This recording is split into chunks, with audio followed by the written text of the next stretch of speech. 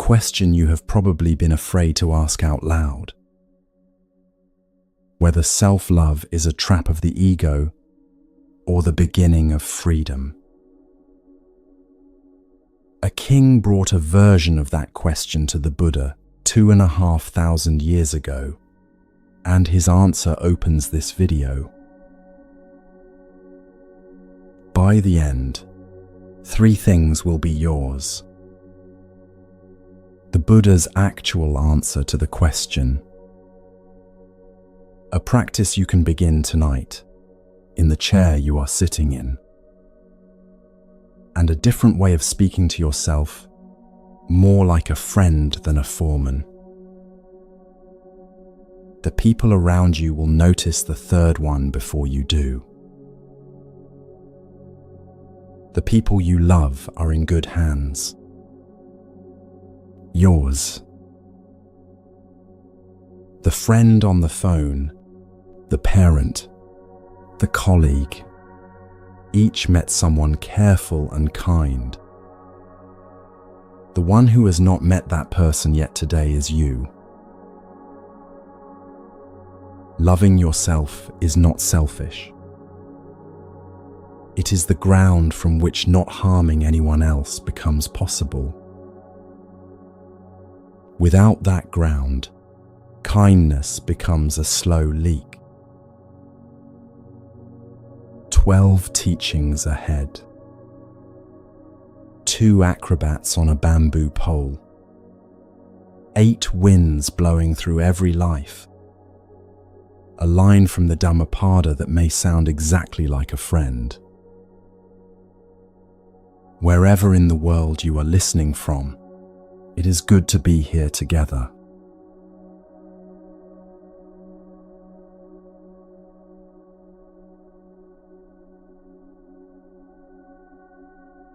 It is evening 2,500 years ago. The lamps in a king's house have just been lit. The king is tired. He has spent the day being feared, which is a tiring thing. He sits down beside his queen and asks her something he has been carrying around all afternoon. It is not a kingly question.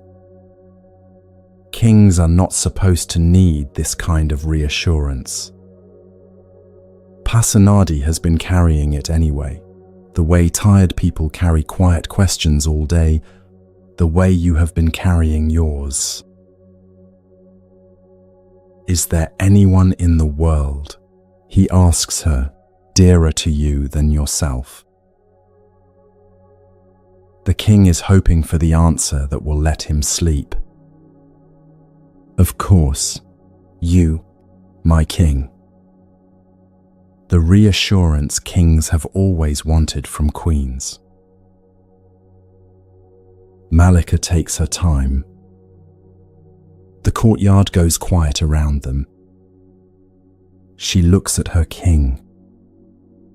And then she answers, simply, no. No, my king. There is no one in the world dearer to me than myself. Malika has been married long enough to know the difference between the answer that flatters and the answer that frees. She chooses the one that frees. That answer is the doorway we enter together. In the next few minutes, 3 things land. The reason Malika's sentence is canonical and not heretical. The honest name for what your body has been writing down all week. And the question that opens the rest of this video. Malika is being precise. She loves her king as much as she did that morning.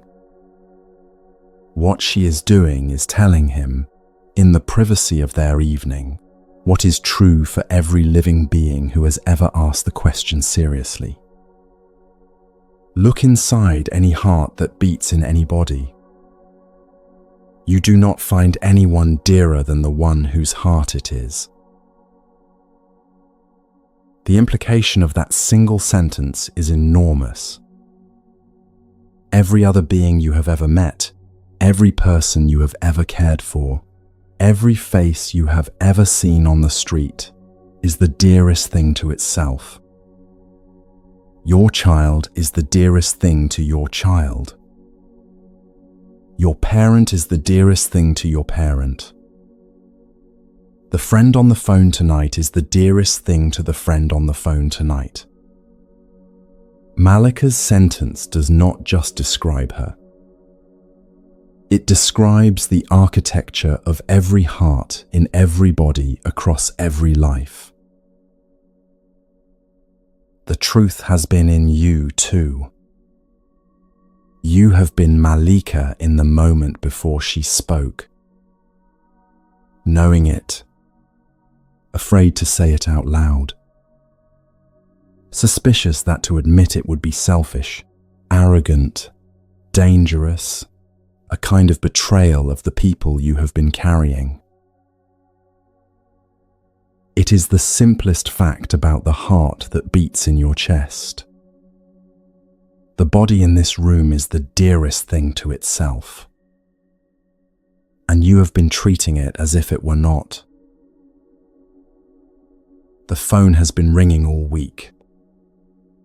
The friend has been calling. The parent has been worrying. The colleague has been needing reassurance. Each one met someone careful, patient, kind. The one who has not met that person yet today is the one whose breath you can hear right now, if you slow down enough to listen. Notice the shoulders. They have been holding something all day they were not built to hold. Different from work tiredness. The other kind. The kind that comes from being available, hour after hour, while quietly forgetting that someone in the room was waiting for the same kindness from the same hands. You. Notice the slight clench in the jaw, even now. The shallow breath that has been the default for so long that a deep breath feels foreign when you try it.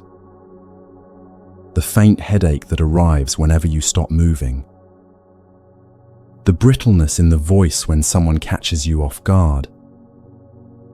These are the body's quiet receipts for what has been spent without being replaced. Most people never take this look. They go through entire decades being the careful one, the available one, the one everyone calls, and they never pause to notice that the inhabitant of their own body has been waiting at the back of the queue all along. The body grows quieter. The smallness deepens. The person becomes, over years, a kind of skillful absence at the center of their own life. Tonight is the night that pattern is interrupted. Not by force, by a single honest look. There is a particular smallness that grows in someone who has been the careful one for too long without being met with the same care. It does not look like resentment. It looks like efficiency. The careful one stops asking for things, stops mentioning what they need, stops believing, at the level the belief actually operates, that what they need is real. The smallness is what makes a person able to keep giving for years without anyone noticing how thin they have become on the inside. The smallness shows up in tiny moments most people do not register as related. Standing at the cupboard at midnight choosing the cracker because the meal would have asked too much. apologizing for taking up time on a phone call that the other person initiated, saying I am fine when the body has not been fine for weeks. Each small move is the smallness keeping its job, running the careful one efficiently into the ground. Malika did not have that smallness. Malika knew exactly what she was worth. The king, when he heard her answer, did not punish her for the knowing. He did something more interesting. He sat with what she said. He turned it over. And then he took the question to the Buddha. We come back to that meeting in the third teaching with the care it deserves. For now, what matters is the canonical fact. The Buddha did not contradict Malika.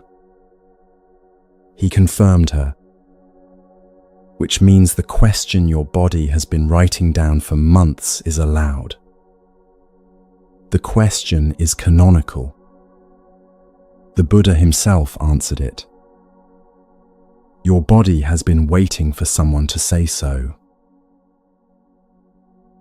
He did more than confirm her.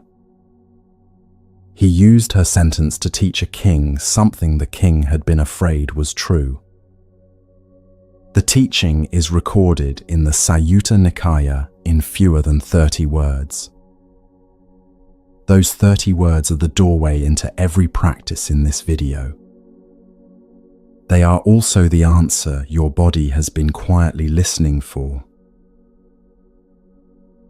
There is a small, secret belief that has been operating in you while no one was looking. The belief is something like this. You are the one who shows up. That is who you are. That is what you do. That is the structure of your life, and there is no point asking it to be otherwise. If anyone said this belief to you out loud, you would push back. You would say, of course I take care of myself. Of course I rest. Of course I matter. And you would mean it. The body, which has been keeping the actual record, would have a slightly different report. Here is what changes the moment that record is allowed to be read. The shoulders set down a degree. The breath finds a slightly longer line. A small, almost private permission begins to operate underneath everything else.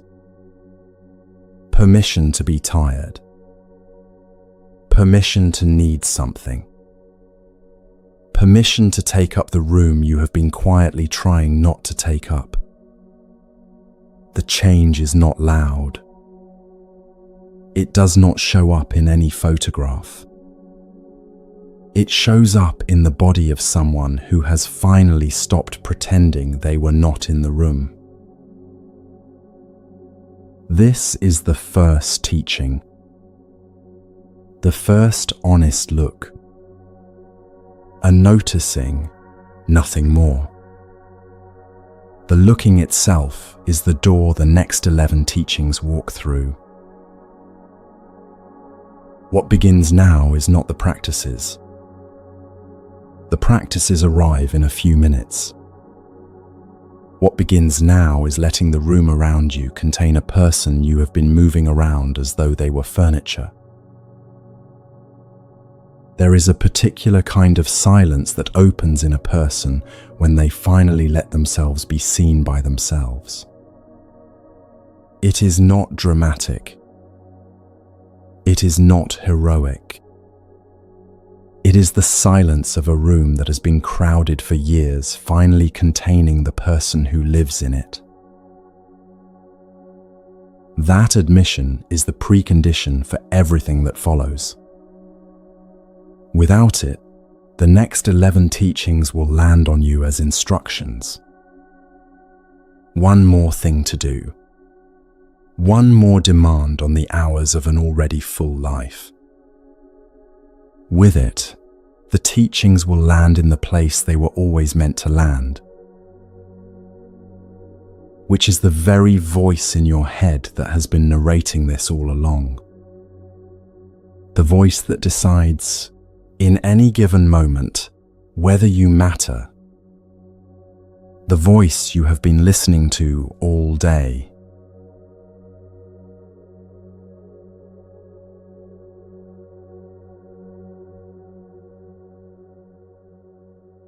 You should have done more. That is the kind of sentence the voice in your head says, in some version, 100 times a day. You should have stayed longer. You should have remembered. You should have been more patient. You should not have eaten that. You should be over this by now. The voice does not raise itself. It says the thing at the volume of a thought, and you absorb it at the speed of a breath. This teaching gives you 3 things before it ends. The reason the voice in your head sounds the way it does. The exact mechanism by which it gets retrained. And the small daily move that begins the retraining tonight. Most people try to fight this voice. They argue with it, refute it, tell it to shut up. The fighting makes the voice stronger. Tonight, we begin somewhere else. If anyone else spoke to you the way that voice does, you would have stopped taking their calls long ago. If a friend addressed their own thinking out loud to you the way you address yours silently to yourself, you would gently say, "Please, be a little kinder to yourself." You would mean it. When the voice is your own, directed at you, heard only by you, something strange happens. It does not register as cruelty. It registers as honesty. It registers as the truth. And you accept 100 times a day a treatment from yourself you would refuse from anyone else in the world. The voice runs the inside of your week. It narrates the morning before the day has begun. It commentates on every conversation while you are still in it. It replays whatever did not go well at 3 in the afternoon and again at 9 at night. It is the loudest thing in your inner life, and it is also the thing you have been most willing to believe without question. Here is the first thing this teaching delivers. The voice is not the truth. The voice is a habit. The Dhammapada, 2,500 years ago, opened with this very point. Mind precedes all states. Mind is their chief. They are mind-made. The verse is not abstract. The voice you have been speaking to yourself in is the voice that produces the next moment of your inner life. Not the next year, the next breath, the next thought, the next twitch of feeling in the chest. If the voice has been hard, the next moment will be hard. If the voice has been kind, the next moment will be a little easier. Buddhism is not asking you to believe this. It is asking you to test it. Now, the deeper question. Why does the kind voice feel foreign when you would never make a home for anyone else from the same materials the harsh voice makes for you? Buddhist teaching has a precise word for what is happening. Anusaya. A habit that has become a groove, a tendency lying beneath the surface of awareness, ready to wake at the first opportunity. The way a sleeping dog wakes at the first footstep, even when it has been silent for hours. Your harsh inner voice is an anusaya. It has been there a long time, probably formed before you had any say in the matter. A child who is repeatedly criticized builds a small inner critic to do the work in advance, so the world cannot catch them off guard. A teenager who learned that being seen meant being judged builds a voice that preempts the judgment by saying it first. A grown person who has spent years caring for everyone else builds a voice that does not even let the question of self-care into the room without first labeling it indulgent. The voice was useful once. It was protection. It said the harsh thing first so that nothing the world said could land any harder. That is worth pausing on. The cruelty of your inner voice is the residue of an old protection. Someone in you, at some age, trying to keep you safe. The protection is no longer protection. It is now the wound itself. The voice has long since stopped saving you from anything in the world and started doing the work the world used to do. It does not know that. It is still on the job. It is the most loyal employee you have ever had.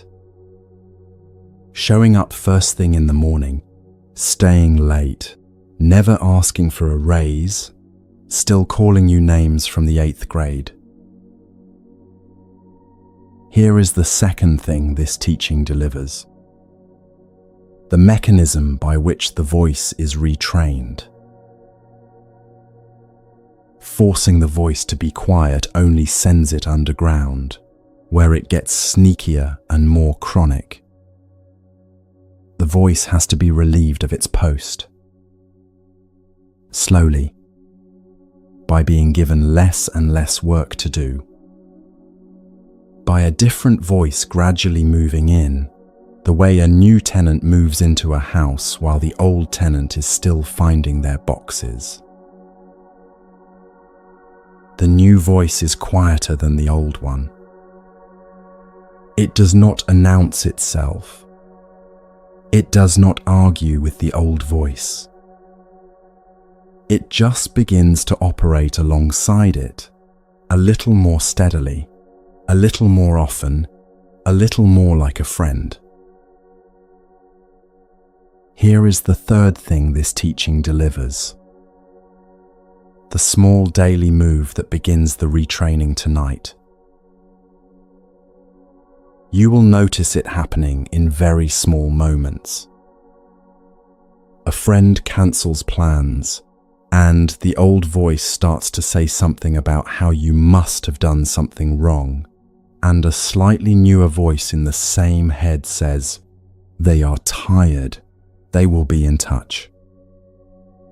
You make a small mistake at work, and the old voice begins its familiar speech about your character, and a quieter voice says, "That was a mistake, not a verdict." You eat something you wish you had not, and the old voice begins its lecture, and the new voice says, "You were tired and you wanted comfort, and that is what humans do." Each time the new voice answers, it gets stronger. Each time it answers without arguing, the household begins to belong a little more to it. Most people never realize how much of their inner life is being shaped by a voice that has been on autopilot for decades. The voice is not loud, which is part of why it has gone unchallenged. The voice has been the soundtrack of every quiet moment of your life. When you finally notice it, something shifts that nothing else can shift. You realize the voice has been one possibility, not a fact. Possibility is editable. Fact is not.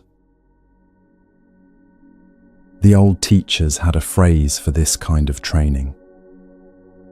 They called the harsh voice the mind one inherits. They called the new voice the mind one trains. Inheritance is what was given to you without your consent. Training is what you give yourself, on purpose, over years. Both are real. Only one is up to you. Most people live their entire lives inside the inheritance. They never notice that the voice was given to them by people who themselves were given a similar voice, back through generations of people who were treated by the same kind of voice and never got to choose otherwise. Tonight you choose.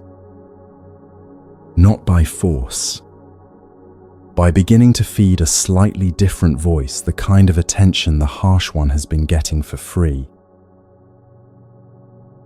Here is what changes the first night you let a different sentence land where the old one usually does. The chest opens a small, almost imperceptible degree. The shoulders drop. The breath finds a slightly longer line. The body recognizes that the voice it shares the room with has, for a moment, stopped being its enemy. The recognition is small.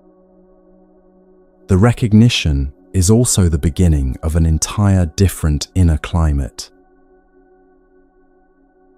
So when the voice says, as it has probably already said while you have been listening to this, something like, I should be better at this by now, notice it. Do not argue. Do not agree. Just say, internally, the smallest possible response. Yes, I hear you. Let me think about that later. Then return to your breath. The voice will say something else in a moment. Notice that one too. Continue the practice. The voice does not get the fight it was expecting. It does not get the agreement it was hoping for. What it gets, for the first time in a long time, is a calm acknowledgement from someone who is not joining its drama. Over weeks, the voice quietens. The forest creature begins to doze near the fire instead of pacing the perimeter. What gets retrained over months is not just the voice. What gets retrained is your sense of whether you are someone worth being kind to. The voice has been the one telling you no. A new voice begins, very quietly, to tell you yes. The yes is what the next teaching is built on. It is the yes that lay underneath Malika's answer to her king. It is the yes the Buddha confirmed when the king brought him the question. The third teaching delivers the Buddha's actual sentence. The question itself becomes, for the first time in a long time, answerable.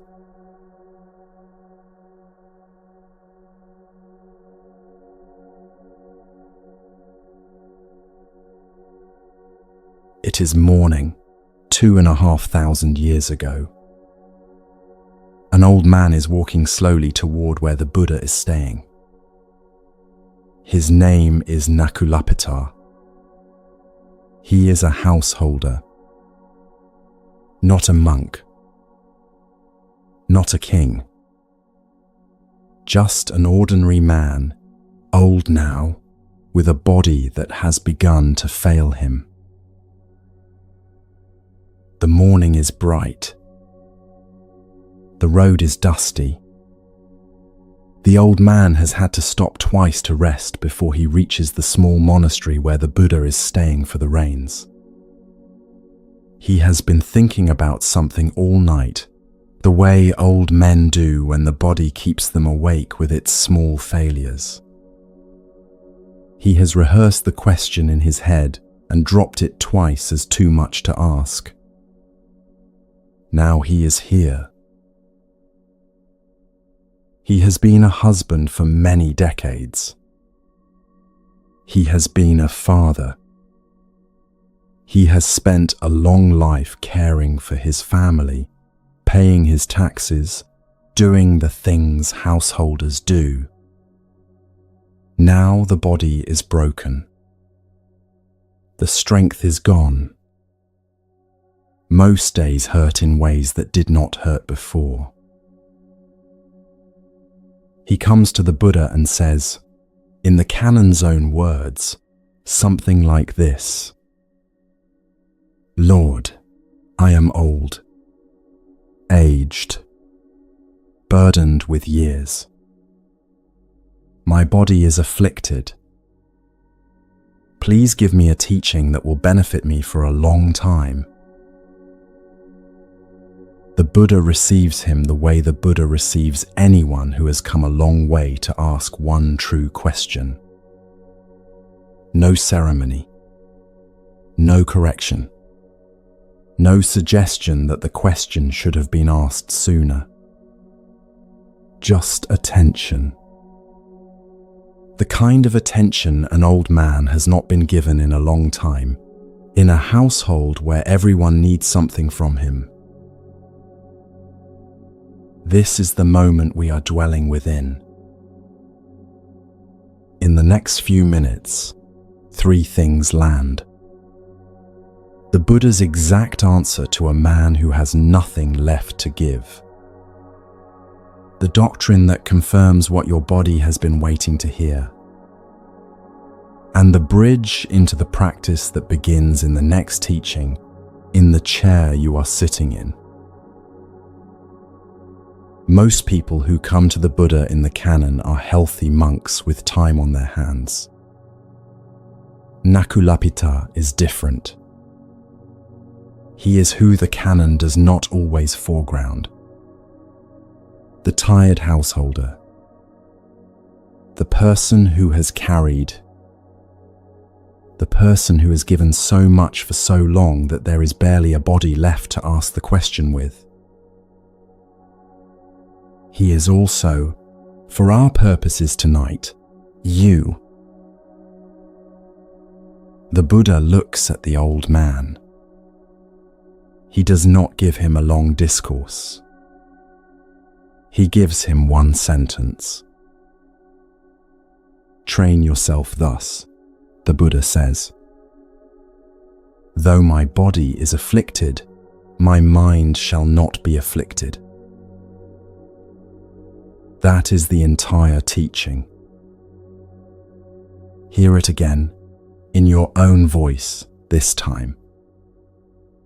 Though my body is afflicted, my mind shall not be afflicted. The Buddha is not telling Mettā his body will heal. Bodies do not heal indefinitely. Bodies wear down. What the Buddha is offering is something different. A separation of 2 things that have been entangled. The body that is afflicted and the mind that does not have to be. Later, the Buddha's chief disciple Sariputta walked Mettā home. the old man asked him to unpack the teaching. What did the Buddha mean? Sariputta explained, in his careful way. The body is afflicted when one identifies with the changing parts of experience as if they were the self. The mind is not afflicted when one notices the changing parts and does not collapse into them. Translate that into the language your body knows. The body has been tired all week. That tiredness is real. The mind has been collapsing into the tiredness, believing the tiredness was the self, believing the carrying was who you are. The Buddha's teaching is that the carrying is not the self. The mind that watches the carrying is the self. And that mind can be trained, over time, not to collapse. The teaching is also a precise reframing of what self-care actually is. Most people imagine self-care as a list of soft activities. A bath, a walk, a nap. Those things are real and useful. The Buddha is offering something underneath them. Self-care is the ongoing, daily, mostly invisible work of training the mind not to identify with every signal the body sends about how the day is going. The bath is fine. The walk is fine. The deeper care is the inner climate that meets the bath and the walk, and also meets the morning when there is no time for either. Most people never make this separation. The body is afflicted, and the mind goes down with it. The afternoon ache becomes proof that the day is ruined. The week of poor sleep becomes proof that the year is unsalvageable. The chronic stiffness in the lower back becomes proof that the inhabitant of the body is failing at being a person. Each time the body has a bad hour, the mind ratifies the bad hour as a verdict on the whole life. The Buddha is showing Nakulapita and showing you tonight that the ratification is the part that can be untrained. Here is what this delivers for the question your body has been carrying all video. Self-love, in the Buddhist canon, is not a feeling you have to manufacture. It is the practice of caring for the mind that survives the body's exhaustion. The mind that has been listening, registering, keeping records, while the body did the work. That mind is the thing the Buddha said you must train yourself to protect. The teaching is precise. The body will be afflicted. Bodies are. The world will keep asking. What the world cannot reach, if you train yourself, is the inner climate you are growing in the room with you. You are Nakulapita tonight, in the way that matters. Your body has been afflicted in a more modern way than his was, afflicted by being available to everyone for too long, without enough being given back. The Buddha's instruction to him is also his instruction to you. The mind shall not be afflicted, even when the body has been, even when the day has been, even when the year has been. Notice what the body does when that instruction lands. A small, almost imperceptible loosening. The shoulders set down a degree. The breath finds a slightly longer line. The recognition that the work of self-care is not about fixing the body's weariness. It is about keeping the mind kind while the body recovers in its own slow way. Here is what the practice looks like in a single, ordinary day. The body wakes up tired. The mind has a choice. The mind can collapse into the tiredness and decide the day is already over. Or the mind can notice the tiredness, name it as the body's report, and stay with the listener inside the body who is hearing the report. The body is still tired in either case. The day is different in the two cases. Multiplied across thousands of small choices, over months, the difference between those two minds is the difference between two entire lives. So what does the training look like? The Buddha gave Nakulapita the principle. Train yourself. The training itself is what the next teaching delivers. 4 short phrases the old teachers in the Theravada lineage have offered for 2,500 years to anyone who showed up tired, who did not know where to begin. The phrases turn the principle into a practice you can begin tonight, in the chair you are sitting in, with the body that has carried you here. There is also a quieter thing the Nakulapita story offers. A kind of permission. The Buddha did not scold the old man for asking. He did not tell him he should have come earlier. He did not tell him the question was selfish. The Buddha received an old householder's tired honesty and gave him a sentence that fit on a single breath. If the Buddha received Nakulapita in that way, he is also receiving you in that way. The question is not too late. The teaching is not reserved for monks. It was given, in the canon's own pages, to a tired householder who could not have known his sentence would still be in someone's ear 2,500 years later. Yours. Nakulapita went home that day with a single sentence in his ear. The sentence outlived him. It outlived the empire he was a citizen of. It is in your ear now. Train yourself thus.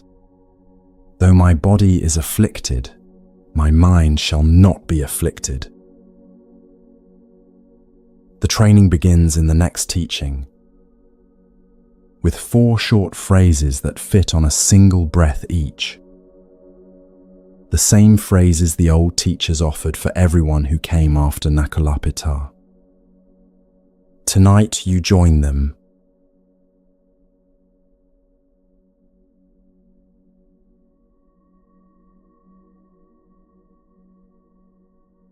Find your hand. Bring it to your own chest. Let the palm rest where you can feel a small, steady movement that has been keeping you alive since long before you remember being alive. This is where the practice begins. Not in a meditation cushion. Not in a special hour. In the chair you are sitting in, with the hand you have on the chest you have. This teaching gives you 3 things before it ends. The 4 phrases you can begin saying tonight. The reason the practice begins with you and not with anyone else. And the small mechanism by which a body that has been spoken to kindly stops being a body at war with itself. Without it, every other practice the canon offers becomes another job for the careful one to perform. With it, the rest of the path becomes possible. Most people who hear about loving-kindness practice do it wrong. They start by trying to send metta to a difficult colleague, or to a person who has hurt them, or to all beings in all directions at once. The practice has no chance. The well is dry. Tonight, we begin where the well actually exists. The practice was given by the Buddha in a teaching called the Mettā Sutta. A mother, the sutta says, would protect her only child with her life. Even so, let one cultivate a boundless heart toward all beings.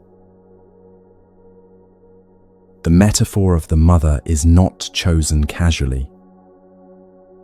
A mother does not love her child because the child has earned it. A mother does not measure the love against what the child returns. The love is given without account keeping, moment by moment, for as long as the child is alive. The sutta is offering the same quality of regard, turned in every direction, beginning with the one direction most people never think to turn it: inward. Stop and notice what it means. The kind of regard a mother gives her only child, applied to the body in this room. No requirement, no measurement, no conditions. Most people have not been looked at this way by anyone in years. Many have not been looked at this way ever. Tonight, for the duration of 4 phrases, they are.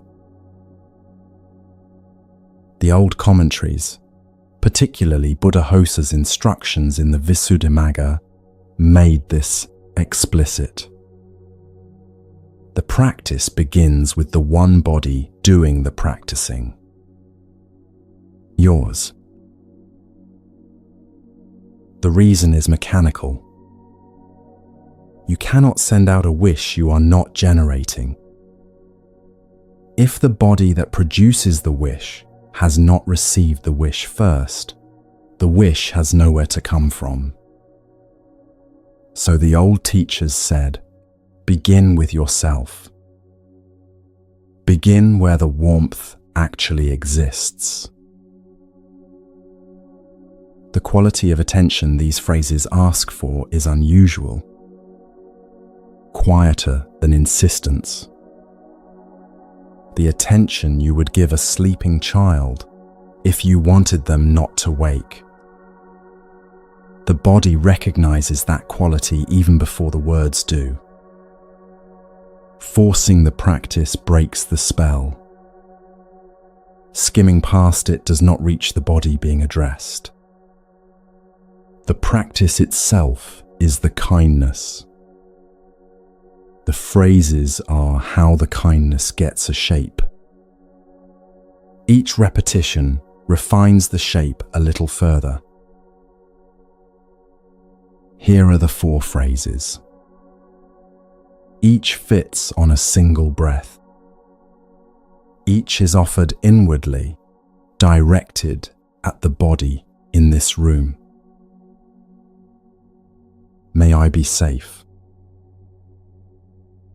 Let that sentence sit on the chest under the palm. Do not analyze it. Do not check whether you mean it. Do not check whether you deserve it. The phrase is doing its work whether or not the voice in your head approves. Notice if it sounds like a lie. If it does, notice that the lie is in the listener, not in the sentence. the sentence is true. Safety is something everybody deserves. The listener inside you, who has been told for years that asking for safety was selfish, is the part of you that is being slowly corrected, one breath at a time. Notice if the body has shifted at all. A small softening at the back of the neck. A breath that is 1 centimeter deeper than the last. The body recognizing the phrase before the mind has decided whether to believe it. May I be well. There is sometimes a small, almost imperceptible response in the chest under the hand. Quieter than enthusiasm. A small acknowledgement from a part of you that did not know it was being included in the conversation. May I be at ease. This third phrase is often the hardest for people who have spent their lives being useful. Ease feels like something you have to earn. Ease feels like a vacation rather than something the body is already entitled to. The phrase asks for something the voice in your head has refused to allow. Let it be asked anyway. Let the phrase open the door even if the inner critic refuses to walk through it. May I be free from suffering. This last one is the canonical wish at the heart of the entire practice. An old wish, spoken by countless practitioners, in countless rooms, in countless centuries, in every language Buddhism has ever traveled into. When you say it, you are joining a long line of human beings who decided, at some point in their lives, that the wish was for them too. Take a few slow breaths now, with the hands still on the chest. Let the 4 phrases cycle gently in the body, at whatever pace feels possible. May I be safe. May I be well. May I be at ease. May I be free from suffering. If something rises in response, tightness, awkwardness, a small ache in the throat, a tear that you did not see coming that is part of the practice, the body has been waiting for these phrases. The body responds when it hears them, sometimes with relief, sometimes with grief, sometimes with a quiet bewilderment that anyone is finally talking to it kindly. There is something the canon notices about this practice that is worth carrying. The body that has been receiving harsh internal sentences for years has been bracing, in some quiet way, against its own inhabitant. The 4 phrases are the first signal in a long time that the inhabitant is on the body's side. The bracing, over weeks of practice, begins to release. What is left is a body that finally trusts the person living inside it. That trust is not a small thing. Most chronic tension in a long, tired body is a body waiting for someone in there to be kind. If you feel resistance, that is also part of the practice. The harsh voice from the second teaching may show up here. It may say, "Who do you think you are?" It may say, "This is silly." It may say, "This is for other people who have time for it." Notice the voice. Continue the phrases anyway. The phrases do not require the voice's permission. Here is the small mechanism that is actually happening. Every time you direct the 4 phrases inward, a small circuit in the heart-mind is being trained. The circuit is the one that decides whether you are a being to be cared for or a being to be ignored. Most people have spent their lives running the second circuit. The phrases are how the first circuit gets practice. Over weeks, the first circuit gets stronger.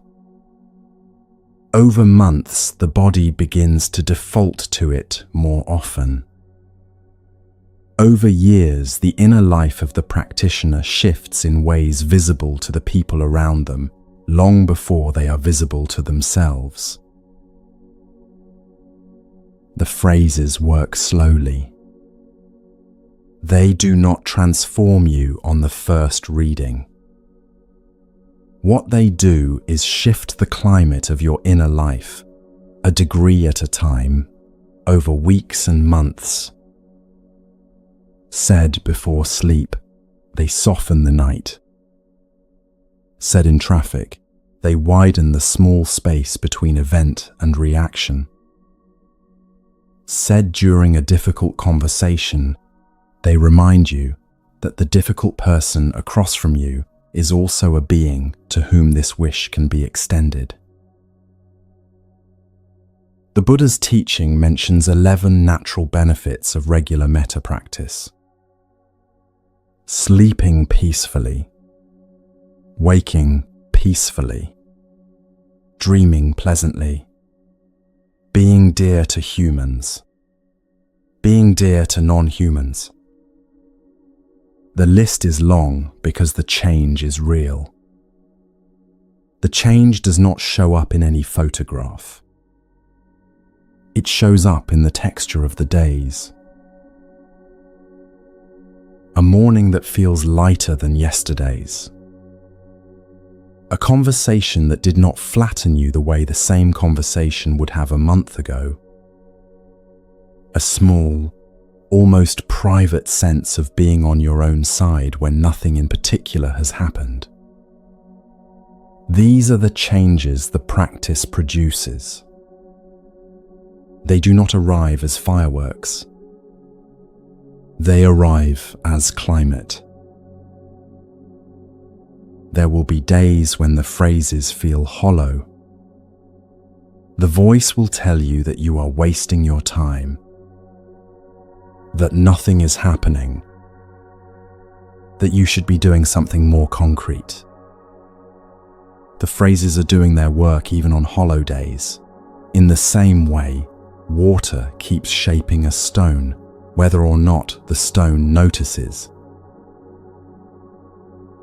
Tonight, for now, all you are being asked to do is offer the 4 phrases once, with your own hand on your own chest, in your own room, as a small, private inauguration of the practice. May I be safe. May I be well. May I be at ease. May I be free from suffering. When the phrases settle, something is left behind. A slight softening. A small recognition. A body that has been spoken to kindly, possibly for the first time in a long time. The body knows what to do with that. The body has been waiting. The next teaching joins you there, inside the body itself, in the place where the day's tiredness has been quietly accumulating, with the precise practice the Buddha taught for meeting whatever rises there without flinching from it.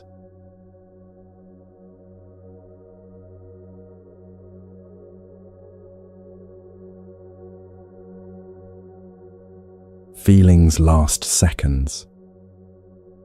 Suffering lasts hours. The difference between the two is what your mind has been adding to the original feeling for as long as you can remember. The Buddha had 3 words for what is actually there before the mind starts adding: pleasant, unpleasant, neutral. That short list is the entire opening vocabulary of one of the most important practices in the canon. 3 categories. Nothing more. Yet most of the suffering you have lived inside of this week is built out of the mind's refusal to leave the list at 3. This teaching gives you 3 things before it ends. The Buddha's exact word for what the body has been reporting all day. The single second of practice that interrupts the mind's habit of adding. And the small mechanism by which a feeling that has been held for years stops being held. Most people fight their feelings. They push away the unpleasant. They grasp at the pleasant. They run from the neutral. The fighting is what produces most of the suffering they are trying to escape. Tonight, we begin a different practice. The Buddha called it Vedana. Vedana is the basic feeling tone of any moment of experience, sorted by the canon into the same 3 buckets you have already met: pleasant, unpleasant, neutral. The simplicity is the point. Most people experience their inner life as a tangle of named emotions, each with its own color and story. Underneath those colors, the canon insists, are only 3 feeling tones. The story is what the mind adds. The tone is what the body has. The practice strips the tangle back to the tone. Most people never make this distinction. The body sends a signal. The mind absorbs it and adds a story. The story becomes the new reality. A tight chest becomes proof the meeting will go badly. A heavy stomach becomes proof that the relationship is doomed. The body's actual report is buried under the story the mind is telling. Tonight, we begin to separate them again. The practice is to notice, in any given moment, which of the 3 is present. Not to fix it. Not to argue with it. Not to amplify the pleasant or push away the unpleasant. Just to know which one is there, the way you might know what the weather is outside without insisting it be different. This sounds almost too simple to be a Buddhist teaching. It is the second of the 4 foundations of mindfulness in the Satipatthana Sutta, right after the body itself. When the canon ranks something second on a list of 4, the teaching is not optional. Here is why. The harshness in your inner life is not built directly out of events. It is built out of your relationship to the feeling tone of those events. Something pleasant arrives, and you grasp it. Something unpleasant arrives, and you push it away. Something neutral arrives, and you go looking for something more interesting. All 3 reactions create the same outcome, a body in motion against the moment that is here. When you stop reacting and start noticing, the body has somewhere to land. Pleasant becomes pleasant, received, let go of as it passes. Unpleasant becomes unpleasant, received, let go of as it passes. Neutral becomes neutral, received, allowed to be ordinary.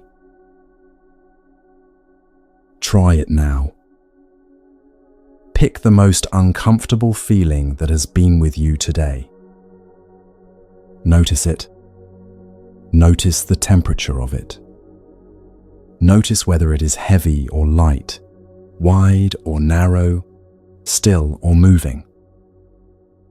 Notice, using the only vocabulary the practice asks for, whether it is pleasant, unpleasant, or neutral. Probably unpleasant. That is fine. Unpleasant is the right word. The work is to let the feeling be unpleasant, in the body that is also yours, while the inhabitant of that body sits with it kindly. Here is what long-time practitioners eventually report. When you stop fighting the unpleasant, it changes. The discomfort that has been held in place by your resistance to it is no longer being held there. It begins, on its own, to soften. Sometimes it dissolves. Sometimes it shifts to another part of the body. Sometimes it stays, with more space around it than it had before. Most of the chronic discomfort in a long, tired body is not the original feeling. It is the years of resistance to the feeling. The original feeling lasted seconds. The resistance has been sustained for years. When the resistance softens, what disappears first is the layer that has been added. What is left is the original feeling, which the body knows how to process if it is allowed to. The resistance has been quiet. The body has been bracing, minute by minute, against signals it was not allowed to receive cleanly. A breath that did not get to finish. A grief that was not allowed to be grief. A small wave of overwhelm that was named lazy and pushed under. Each of those bracings stayed in the body. The accumulation is what people call burnout when they are looking for a word for it. This is what the Buddha was pointing at. The feeling itself is not the problem. Your relationship to the feeling is the problem. Once you change the relationship, the feeling becomes, at last, a guest in the house rather than a thief. Notice what this changes in a single ordinary moment. Frustration arrives mid-conversation. The old habit is to fight it or be carried away. The new practice is 1 second of noticing. Unpleasant is here. Unpleasant will pass. That single second, repeated dozens of times a day, rewires the way a week feels. The Vedana Sutta in the canon spends an entire collection of suttas on this distinction. Feeling tied to the small, reactive self is what produces suffering. The same feeling, noticed without that reaction, does not. The feeling itself is the same. The freedom is in the noticing. What the practice asks of you in the next few weeks is small. Several times a day, when you remember, notice what feeling tone is present. Pleasant, unpleasant, neutral. Do not interpret. Do not narrate. Do not move to fix or amplify. Just notice. The noticing itself is the practice. Over time, the body learns it is allowed to feel. Allowed to be tired without being scolded for the tiredness. Allowed to be sad without being asked to explain. Allowed to be neutral without being prodded into something more useful. This is the opposite of the message most of us inherited about feeling. The inherited message was that feelings were inconvenient. Things to manage, hide, or fix. The early Buddhist teaching is that the way out of suffering runs through the feeling, not around it. Going around the feeling is what most modern self-care actually does. A bath while the unpleasant feeling waits at the door of the bathroom. A walk while the anxiety walks alongside. A show while the sadness sits on the couch behind you. The bath is fine. The walk is fine. The show is fine. What actually changes the climate is meeting the feeling somewhere along the way at last, instead of avoiding it for yet another hour or two. Consider what this means for the kind of self-care that does not buy candles. When you are tired, notice the tiredness as unpleasant, and let it be unpleasant without immediately reaching for the phone or the snack. The tiredness softens when allowed to be tiredness. When you are anxious, notice the anxiety as unpleasant and let it be unpleasant without believing the stories it tells about why it is here. The anxiety softens when allowed to be anxiety. When something pleasant arrives, notice it as pleasant and let it pass without grasping. There is a particular kind of relief that comes when the body discovers it is allowed to feel. Until it is given permission, the body is using a great deal of its quiet energy to suppress sensations it has been told are inconvenient. Suppression is not free. It costs the body in tightness, in fatigue, in the small physical signs of long-term carrying. When the suppression is allowed to relax, even for a few minutes, the energy that was being spent on holding the feeling down becomes available for living.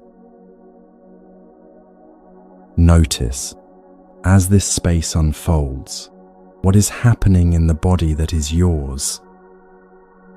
The shoulders may have softened a little. The breath may be slightly longer than it was a few minutes ago. The chest may feel a degree less guarded, not because we have done anything to it, but because we have stopped doing things to it. The body responds to being noticed. The body has wanted to be noticed for a long time. Tonight is the first night, in many, that it is being noticed without being managed. When the noticing has settled, there will be one more guest worth meeting in this practice. The harshest guest of all. The voice in the head that does not respond to the same kindness the body does. The next teaching addresses that voice, with a different practice and a precise teaching from a teacher who knew the voice better than most.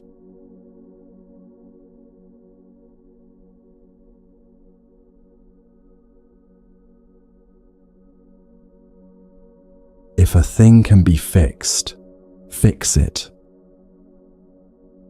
If it cannot be fixed, find peace with it. Either way, the harshness in your head adds nothing. That is a paraphrase of one of the most useful sentences ever written about inner suffering. It was written in northern India in the 8th century by a Mahayana monk named Shantideva. His book, the Bodhicariyavatara, is still being read by anyone serious about working with their own mind. The sentence is from chapter 6, on patience. The previous teaching trained you to meet the body's feelings. The voice in your head is a different problem. The voice is faster than feeling. The voice is sneakier. The voice is the part of you that has been arguing with you the longest, and arguing with it directly only makes it louder. This teaching gives you 3 things before it ends. Shantideva's exact logic for why the harshness in your head is irrelevant to anything you are trying to fix.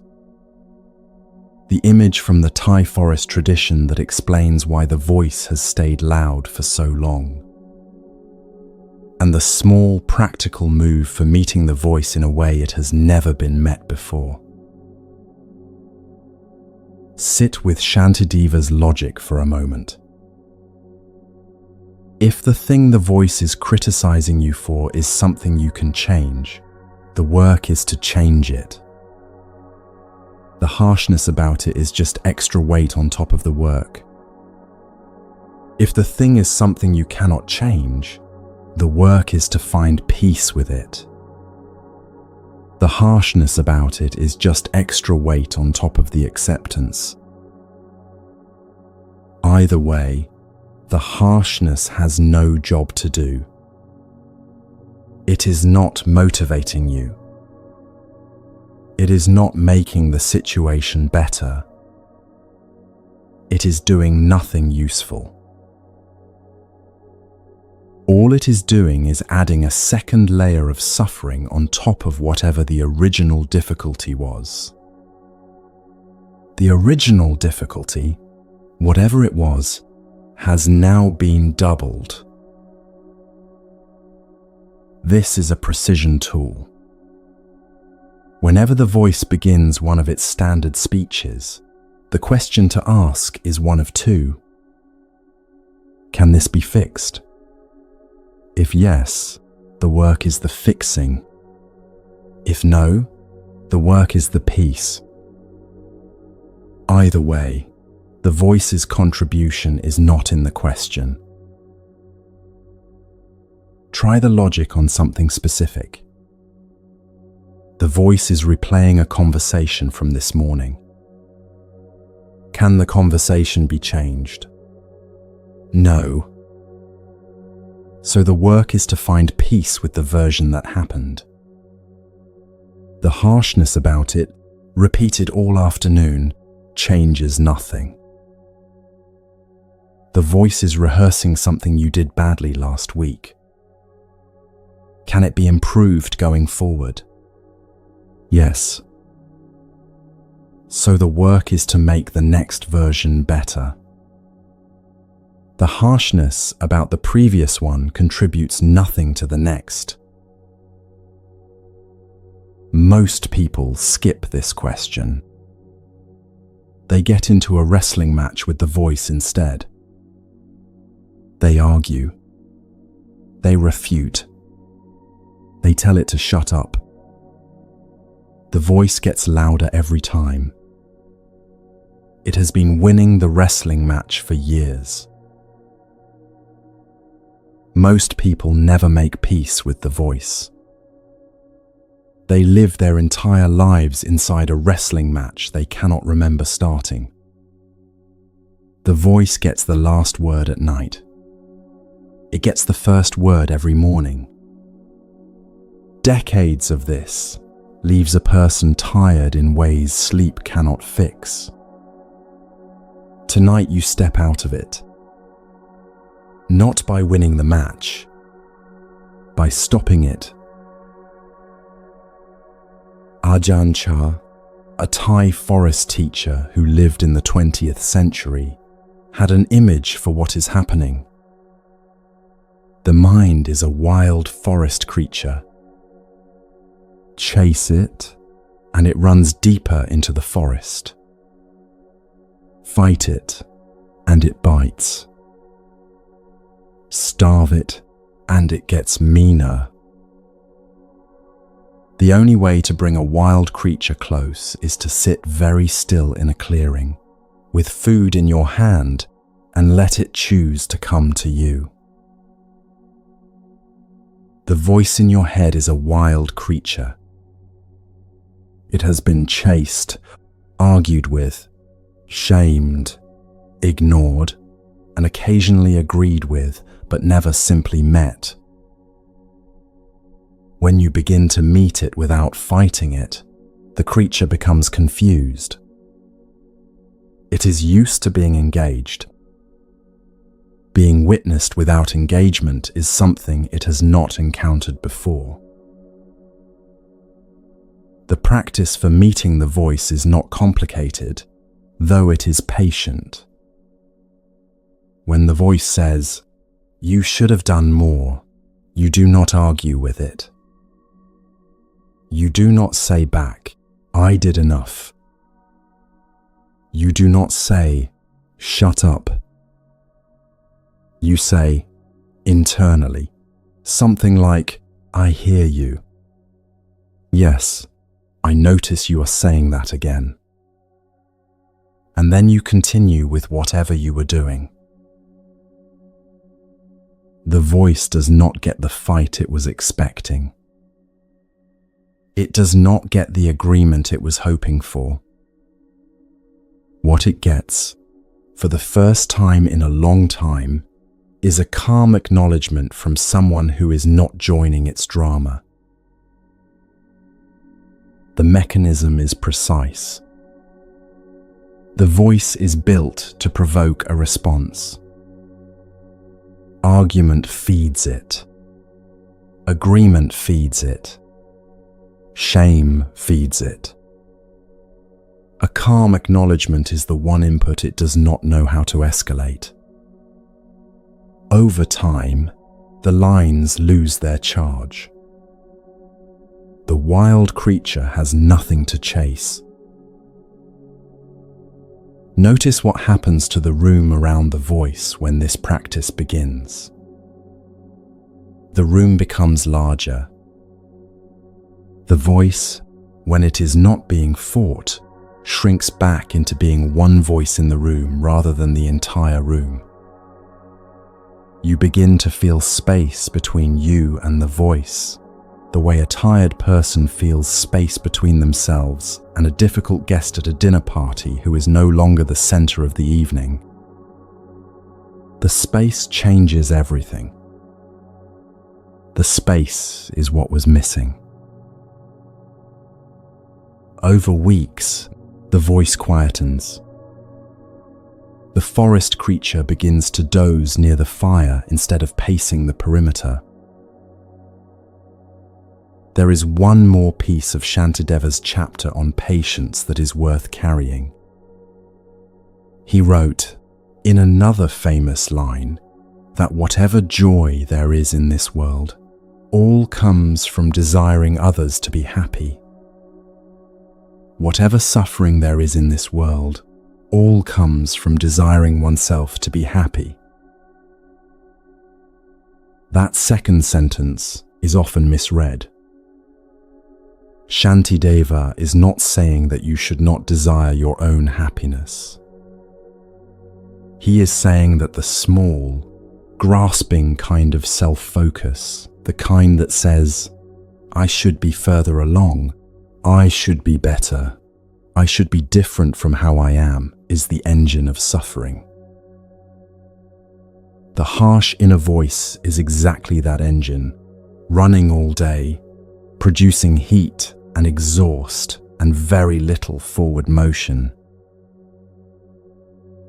What replaces the engine is patience.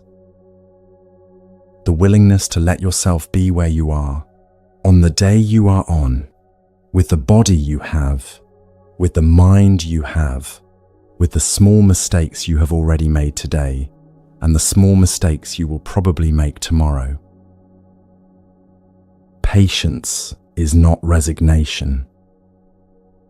Patience is the steady seeing that you cannot improve from a position of self-attack, and that the work begins only when the attacking stops.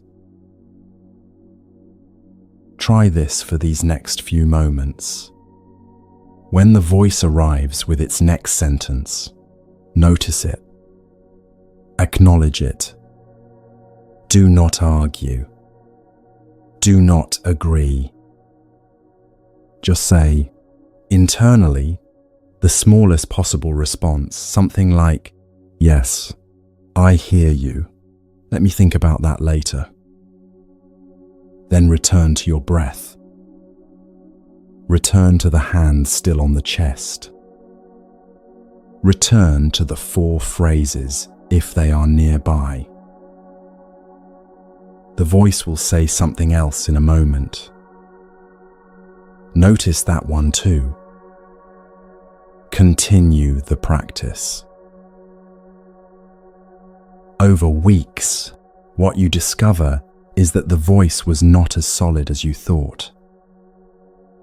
It was a habit performing as a personality.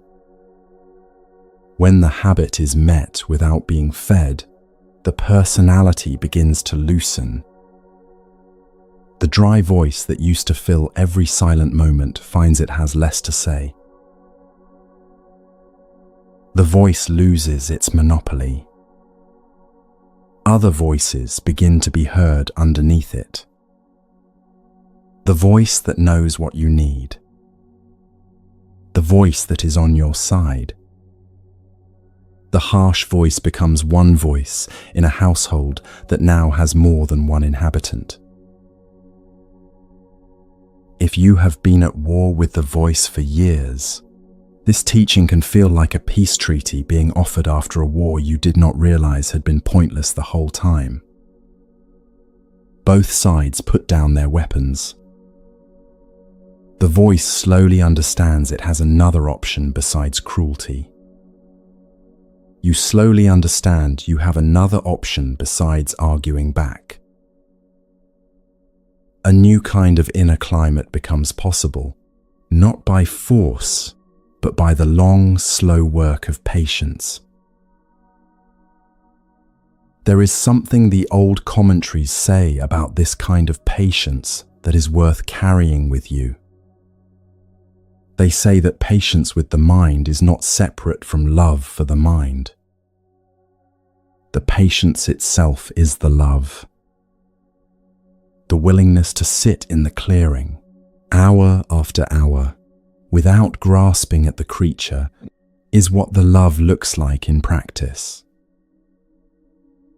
Anyone can love a docile mind. Patience is what love looks like when the mind in question has been wild for 30 years.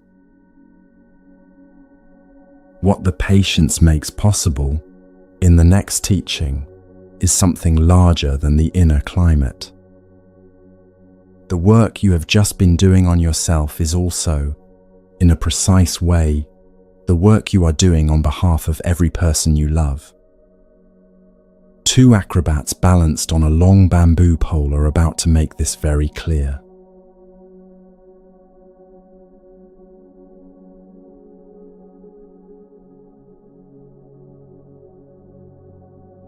The question that has run underneath every teaching so far is whether caring for yourself takes anything away from the people you love.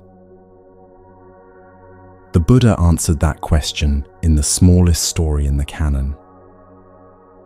2 acrobats, 1 pole, fewer than 50 words. The story is in the Sutta Nikaya. A teacher tells his student to watch out for him so they can perform safely. The student, respectfully, says no. You watch out for yourself. I will watch out for myself. That way, we both come down from the pole alive. The Buddha, hearing the story, says the student was right. Then he says the line that changes the structure of every relationship you have ever had. Protecting oneself, one protects others. Protecting others, one protects oneself. This teaching gives you 3 things before it ends. The structural reason your self-care is also care for the people you love. The honest naming of what has been happening when you have been carrying everyone. And the precise reframe that lets the carrying stop being a slow leak. If you have spent your life carrying everyone, this teaching has been waiting for you for 2,500 years. The popular framing of selflessness imagines that the good person sacrifices their own balance for everyone else's. The Buddha's framing says the opposite, for a precise reason. A person who has lost their own balance becomes a danger to everyone they are trying to hold up. Their good intentions are still real. The physics has stopped working. You have been doing what the older acrobats suggested. You have been watching out for everyone, managing balances that were not yours to manage, running across the pole to steady someone else's foot at the cost of your own. The leak shows up in places no one talks about. A patience that wears thin earlier in the evening than it used to.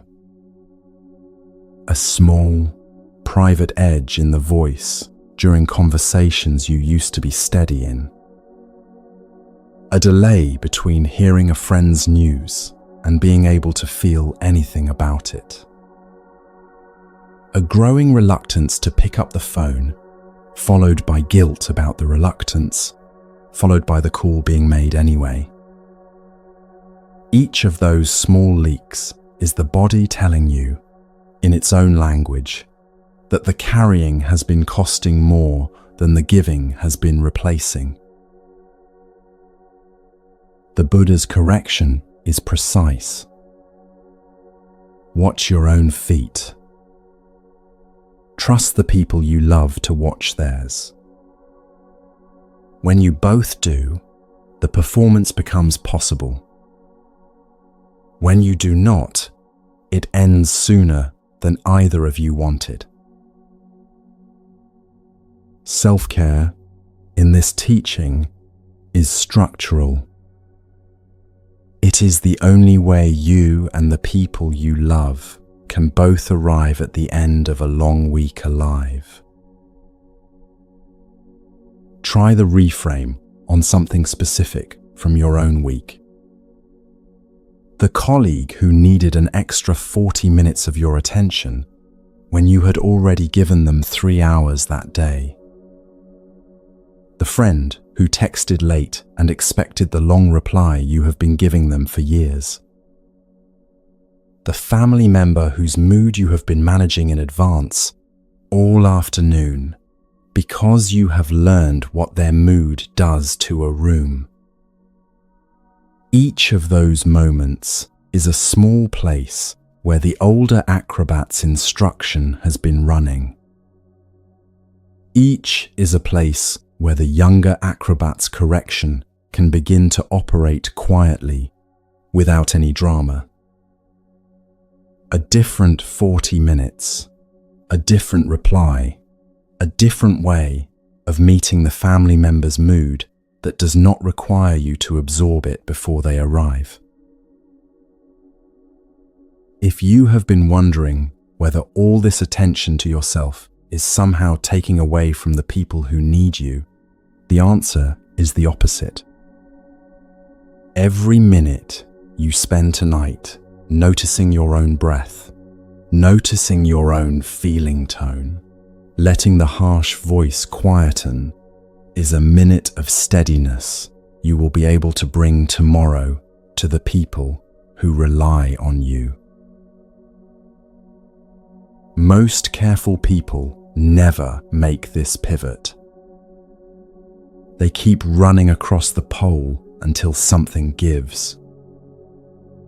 A health event, a relationship that finally splinters under the strain of being unevenly held.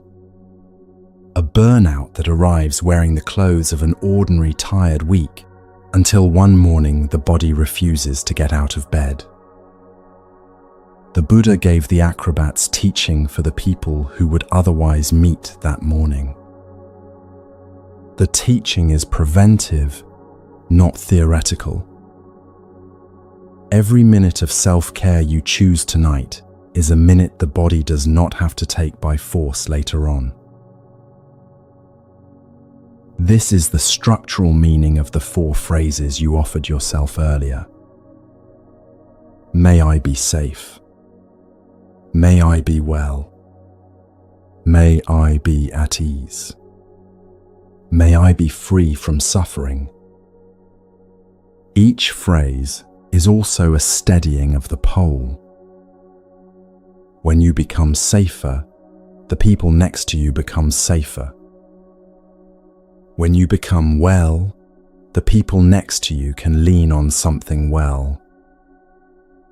When you become at ease, the room around you becomes a little easier to be in.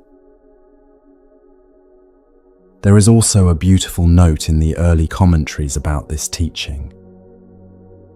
The 4 foundations of mindfulness, body, feelings, mind, and the elements of experience, are like 4 guardians, one at each corner of the pole. When you attend to all 4 in yourself, you become someone whose presence steadies the pole for everyone. When you attend to none of them, you become a wobble that propagates. This is the answer to the question that has been just beneath the surface of this entire video. Self-care is not a luxury you have to earn after taking care of everyone else. Self-care is the foundation that makes everything else stable. You are not allowed to wait until everyone else is fine before tending to your own balance. Everyone else's stability depends on yours, in a way the older acrobat in the story was about to forget until his student reminded him. Notice what this changes in the texture of every relationship. Tending to your own breath stops being an abandonment of the people you love. Taking the rest you need stops being a betrayal of the people who depend on you. Saying no to a request that would have unbalanced you becomes the same act as saying yes to the long-term well-being of the entire pole. This is also the moment to recognize something quietly, in the privacy of your own listening. The people you love are not as fragile as the older acrobat assumed. They have their own feet. They have their own balance, their own attention, their own capacity to manage what is theirs to manage. When you have been the one running across the pole, it is sometimes hard to believe this about the people you have been steadying. The teaching trusts them more than you have been allowed to trust them. Some of them have been quietly waiting for you to finally watch your own feet, so that they could stop watching theirs through you. There is one more thing the canon adds in the next sentence after the parable. The Buddha says that one protects others through patience, harmlessness, loving kindness, and sympathy. Notice the order. Patience first. The patience you have been cultivating with your own inner voice in the previous teaching is also, from this angle, a gift to everyone you will speak to tomorrow. A patient inner climate produces a patient outer climate. Calm in your own house extends, in measurable degrees, into every house you walk into. The image of the two figures is worth keeping in the body for the rest of the video. When the next conversation arrives, the next request, the next person who needs something from you, imagine the pole beneath you both. Imagine your own balance as the work you are doing on their behalf. Imagine the small, wise voice of the younger acrobat saying, simply, "Watch your own feet. Trust me to watch mine." There is a quieter consequence of this teaching that becomes visible only over months. The people you love begin to relax around you in a way they have not in years. They sense, without being told, that you are no longer absorbing their moods on their behalf. They begin to do their own balancing.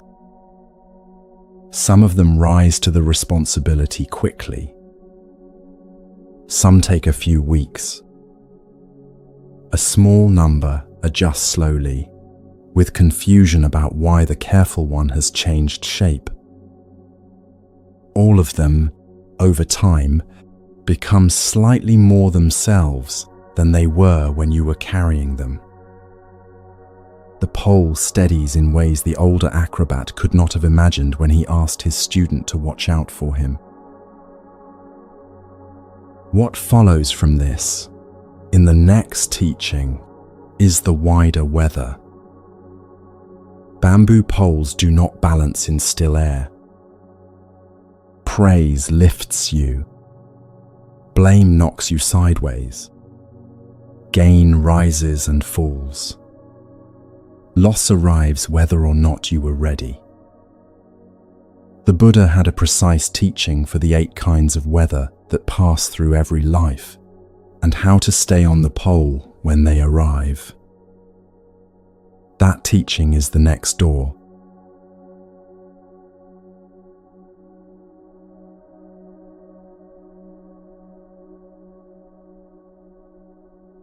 You have been keeping a scoreboard. Most careful people have. The score is whether the people you love are happy with you, whether they thanked you, whether they noticed, whether they called back. The Buddha had a precise teaching for anyone who has been living by that scoreboard. He named 8 kinds of weather that pass through every life and showed why the weather is the wrong place to anchor a life. The score has been running in the background of every conversation you have had this week. A friend's tone of voice you replayed for an hour after the call. A small look in someone's face you have been interpreting since Tuesday. A delay in a reply that the careful mind built into a story about whether you have been forgotten. Each of those moments was an entry on the scoreboard. Each was a small judgment on whether you matter today. The teaching is in the Anguttara Nikaya, in a sutta called the Lokavipatti. 8 conditions pass through every life. Praise and blame. Gain and loss. Fame and disrepute. pleasure and pain. 8 winds. All of them old. All of them outside your control. The wise see all 8 as impermanent.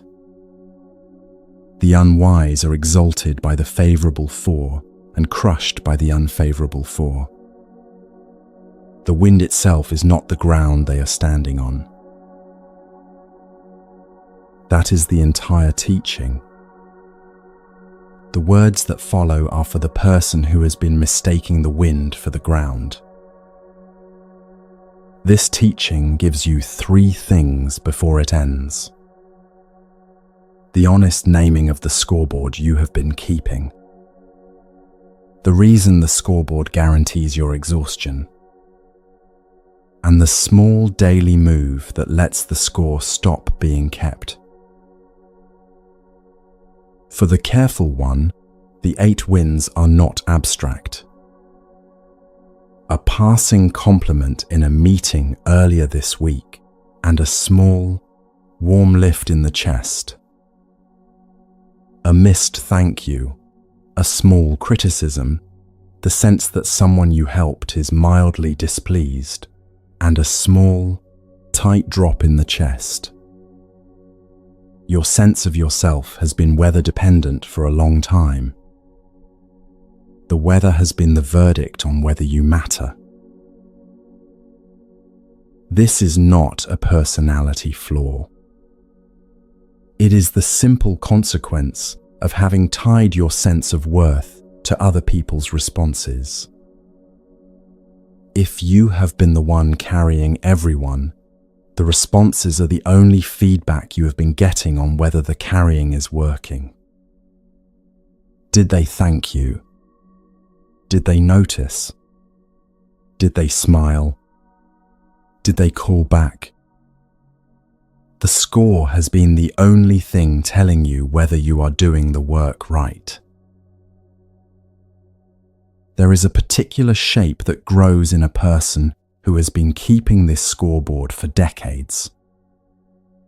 A kind of permanent low-grade vigilance. The mind always half watching the next reaction in the room. The body always slightly ready to absorb whatever the verdict is going to be.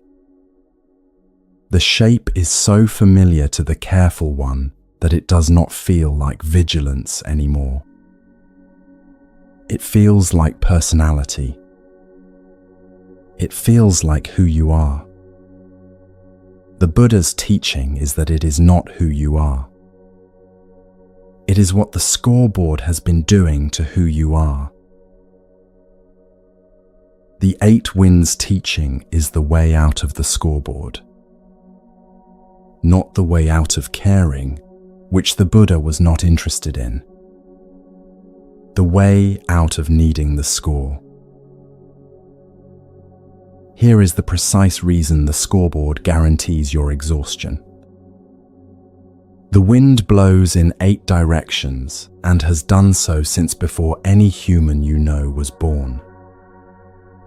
Every careful one in history has experienced the same 8 conditions. Some of the people you have helped will thank you. Others will not. A few will resent you for helping at all. Some will be silent in a way you cannot interpret. The Buddha, in another sutta, noted that everyone in his order received praise and blame in equal measure, regardless of how they behaved. Even the Buddha was criticized. Even the Buddha was sometimes ignored. If the wind did not exempt him, it will not exempt you. For the careful one, the implication is large. No amount of being more available will stop the unfavorable winds. No amount of being more attentive will guarantee the thank yous. No amount of carrying the room will make it reliably approve of you. The strategy you have been running has a ceiling. The ceiling is the 8 winds themselves. Once you see the ceiling clearly, the strategy stops looking like virtue. It starts looking like a quiet form of self-harm. This is the precise reason you have been so tired. You have been working very hard for a scoreboard that was never going to settle on you in your favor. No matter how careful you are, the 8 winds will keep blowing. Some weeks the wind will be at your back. Some weeks it will be in your face. Both are temporary. The exhaustion comes from running every day to keep the favorable wind blowing. The Dhammapada says it in one image. As a solid rock is not shaken by the wind, so the wise are not shaken by praise or blame. The rock is not pretending, the wind is not blowing. The rock is just rock. Heavy enough. Already where it is supposed to be. The rock is also patient. It does not require the wind to stop. It does not negotiate. It simply does not move when the wind moves. The rock is what the careful one becomes when the score stops being kept. The question for the careful one is what makes a person rock-shaped. The answer is everything that has happened in this video so far. The body that has been treated kindly by its inhabitant. The mind that has been spoken to with patience. The feelings that have been allowed to rise and pass without being grasped. The sense of self that no longer needs the thank you to know it has done good. All of these, together, are what makes the rock. Here is the practical move. When you notice a wind beginning to move you, name it inwardly. Praise, blame, gain, loss. The naming itself creates a small step backwards from the wind. You are no longer inside the gust. You are noticing the gust from a place that is slightly steadier than the gust.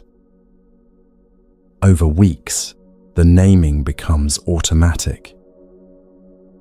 The wind starts, the name appears, the body softens around the gust instead of bending under it. After a few weeks of naming the wind, something quieter shifts. The praise lands and you receive it without rehearsing it for an hour afterwards. The blame lands and you do not lose the rest of the day to it. The neutral hour is allowed to be a neutral hour with nothing added. The body learns there is a place to stand that is not the wind. The place is small at first. A few square inches of inner ground. Over months it widens. Over years it becomes the floor of your inner life. This teaching is also a quiet correction to the harsh inner voice from earlier. The voice has been keeping score for years. Its only metric for whether you are worth caring for has been other people's responses. When the 8 conditions come into view, the voice loses the only metric it had. The score no longer means what the voice thought it meant. Your worth is no longer up for renegotiation each Tuesday afternoon at 3. Notice what this changes in the texture of every relationship you have been keeping score in. A friend's silence becomes, for the first time, just a friend's silence. Their silence is not a comment on your worth. Their silence is what is happening in their week, which has very little to do with you. A colleague's irritation is not a verdict. Their irritation is the weather inside their body that day. When the score stops being kept, other people's moods stop being readings of your value.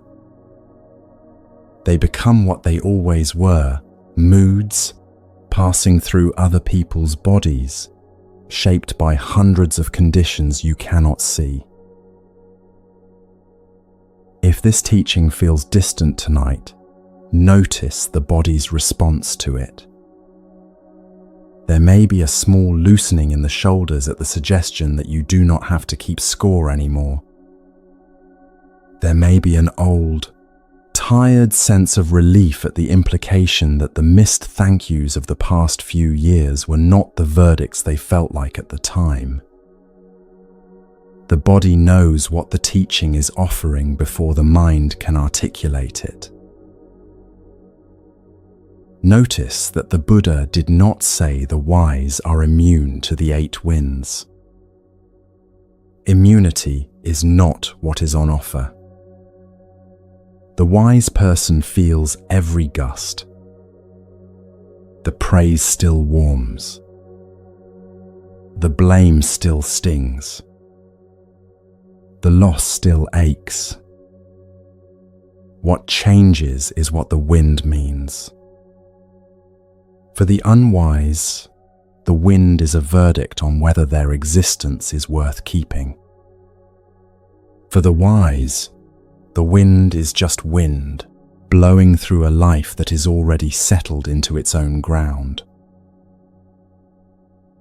What the 8 conditions reveal, in the next teaching, is one specific practical move that becomes possible when the score is no longer being kept.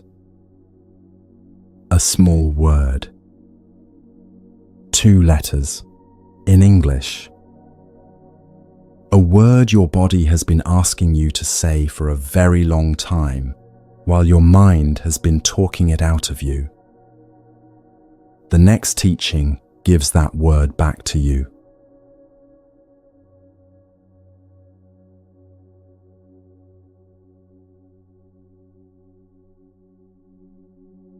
Yesterday, the word yes came out of your mouth before your body had finished the question. Someone asked something of you. A favor, a stretch of time, a piece of attention you did not actually have to give. The yes was already on its way before the question fully landed. It was the trained yes. The default yes. The yes that has been the structure of your life for so long that no one, including you, registers it as a choice anymore. The body noticed. The body always notices. Somewhere in the chest, the moment the yes left your mouth, there was a small, tight registering, the kind that says, "We cannot really do that. The calendar will not hold. We are already past the line we were trying to hold this week." The body said no in the language it has. The mouth had already said yes in the language the body does not speak. The mouth had been answering for the body for so long that the body had stopped expecting to be consulted. Picture the day differently. An email arrives at 4 p.m. asking you to take on a piece of work that is not yours. A friend texts at 9 p.m. and the trained yes is already drafting the long reply. A family member assumes you will handle the thing nobody wants to handle this weekend. Each of those is a moment when the trained yes has been running the conversation on the body's behalf, while the body sits silent at the back of the room.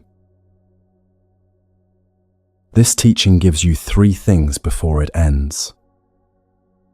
The Buddhist framing for why declining is the first work of the path. The single breath of practice that interrupts the trained yes. And the small daily move that gives the body its vote back. The Buddha placed this work 7th on his 8-step path.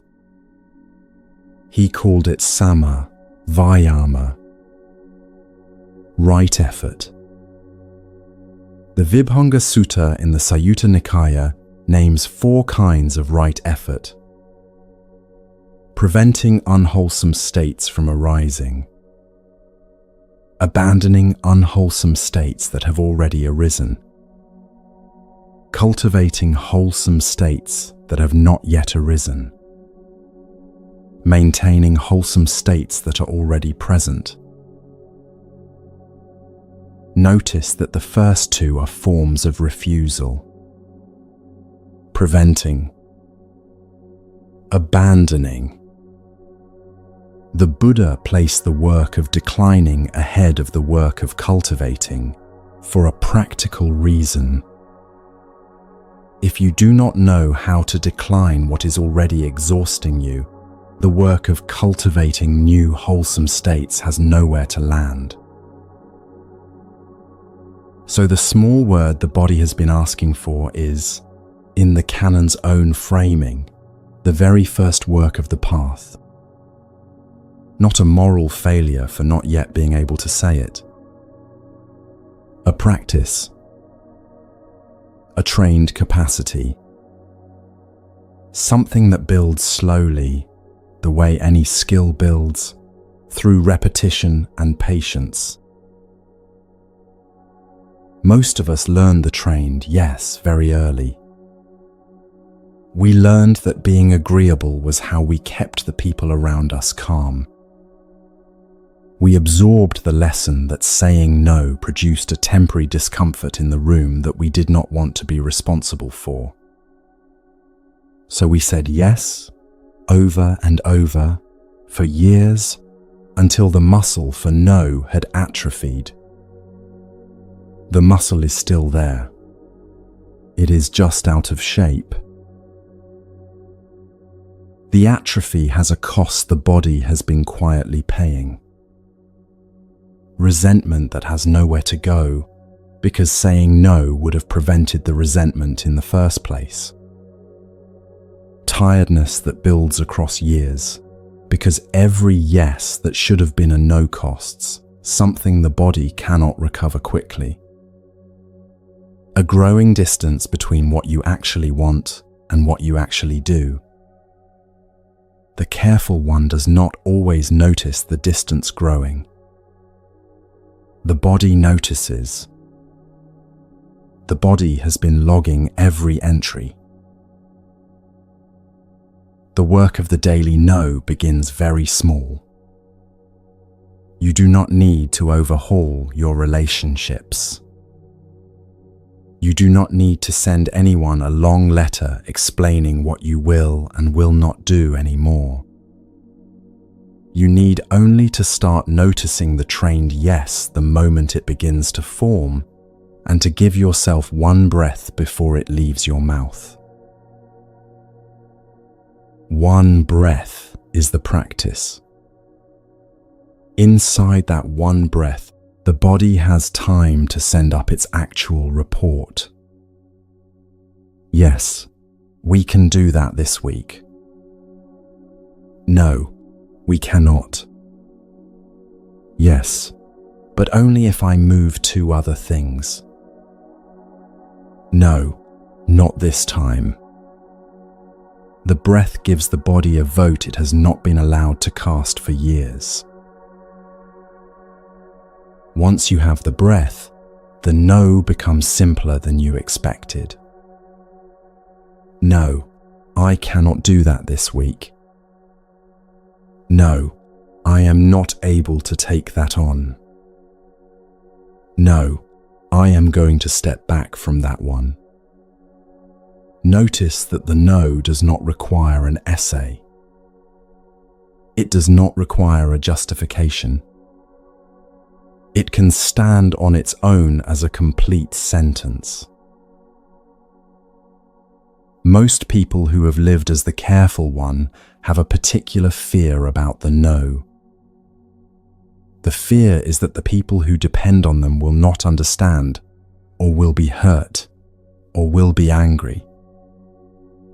Some of them will be. A few will not understand the first time. A few will be confused that the trained yes is not arriving at the moment it usually does. What practitioners eventually report, after some weeks of saying no, is that the people who matter adjust. They learn the new shape of you. The relationships that were healthy survive the no. The relationships that were not healthy were going to need to change anyway. This is right effort in operation. It is also right speech, in a quiet way. The Buddha was specific about right speech. True, kind, useful, and timely. The trained yes was sometimes none of those things. The honest no, spoken without cruelty, meets all four. There is a quieter shift that practitioners report after a few weeks of saying no. The voice itself sounds different. It loses the small upward lift it used to carry, the one that turned every sentence into a question for the listener's approval. It becomes, by small degrees, a voice that lives somewhere underneath the throat instead of in front of the mouth. Friends notice the change before the careful one does. They cannot quite name it. What they hear is a person who has begun to take up the right amount of room in the conversation. The Padana Sutta in the Sutta Nipata has a beautiful line about effort. My effort is firm. My mindfulness is established. My body is calm. The line was spoken by someone facing a much harder kind of resistance than a daily refusal. The sequence is exactly right. The body becomes calm only after mindfulness has been established. Mindfulness can be established only when the effort is firm, without being strained. The right effort holds steady without becoming a fight. That is also true of the daily no. The no is not a fight. The no is not a moral position you are taking. The no is a calm, firm, kind sentence delivered from a body that has finally been allowed to vote. No drama. No long explanation. No apology that undoes the no on its way out. Let yourself try one in the next few days. A small one. Choose a request you would normally agree to without thinking. Notice the trained yes preparing to leave your mouth. Take one breath. Let the body cast its actual vote. If the body votes no, say so, simply, kindly, without elaborate apology. Notice the small, almost surprising sense of being on your own side that follows. The first few times will feel awkward. The voice in your head will tell you that you have just done something wrong. You have not. You have done the 7th step of the Eightfold Path. The voice will quieten over time as the practice becomes habit. There is a small, practical detail worth holding. Many people who begin saying no swing the pendulum too far. They say no to everything for a few weeks as a kind of corrective. The corrective is understandable. The practice is discernment. Some yeses still belong in your life. Some are wholesome. Some give you energy rather than taking it. The work is letting the body's actual vote be heard each time and acting on that vote. There is also a quieter version of the no that the canon does not name explicitly, but practitioners discover quickly. The half no. No, I cannot do that this week, but I can do a smaller version of it next week. No, I cannot stay on the call for an hour, but I can stay for 15 minutes. No, I cannot take the whole project, but I can take this part of it. The half no honors the body's capacity while keeping the relationship alive. It is the practical middle path, sized to the request that is actually being made. There is a quieter consequence of the daily no that becomes visible only over time. Each time you say no in alignment with the body's actual report, something inside you registers that you are listening. The body learns that the inhabitant is paying attention to its votes. A real trust begins to form between you and the body that has been doing the carrying. That trust, repeated over many small refusals, is what eventually settles the chronic small ache that has been there for years. The body stops bracing against being overruled by the very person who lives inside it. What follows from the daily no in the next teaching is harder than the no itself. Resting from the kindness you owe yourself.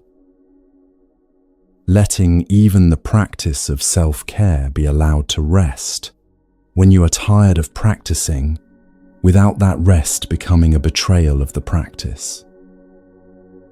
The Attavagga of the Dhammapada has the next line, and it sounds like a friend.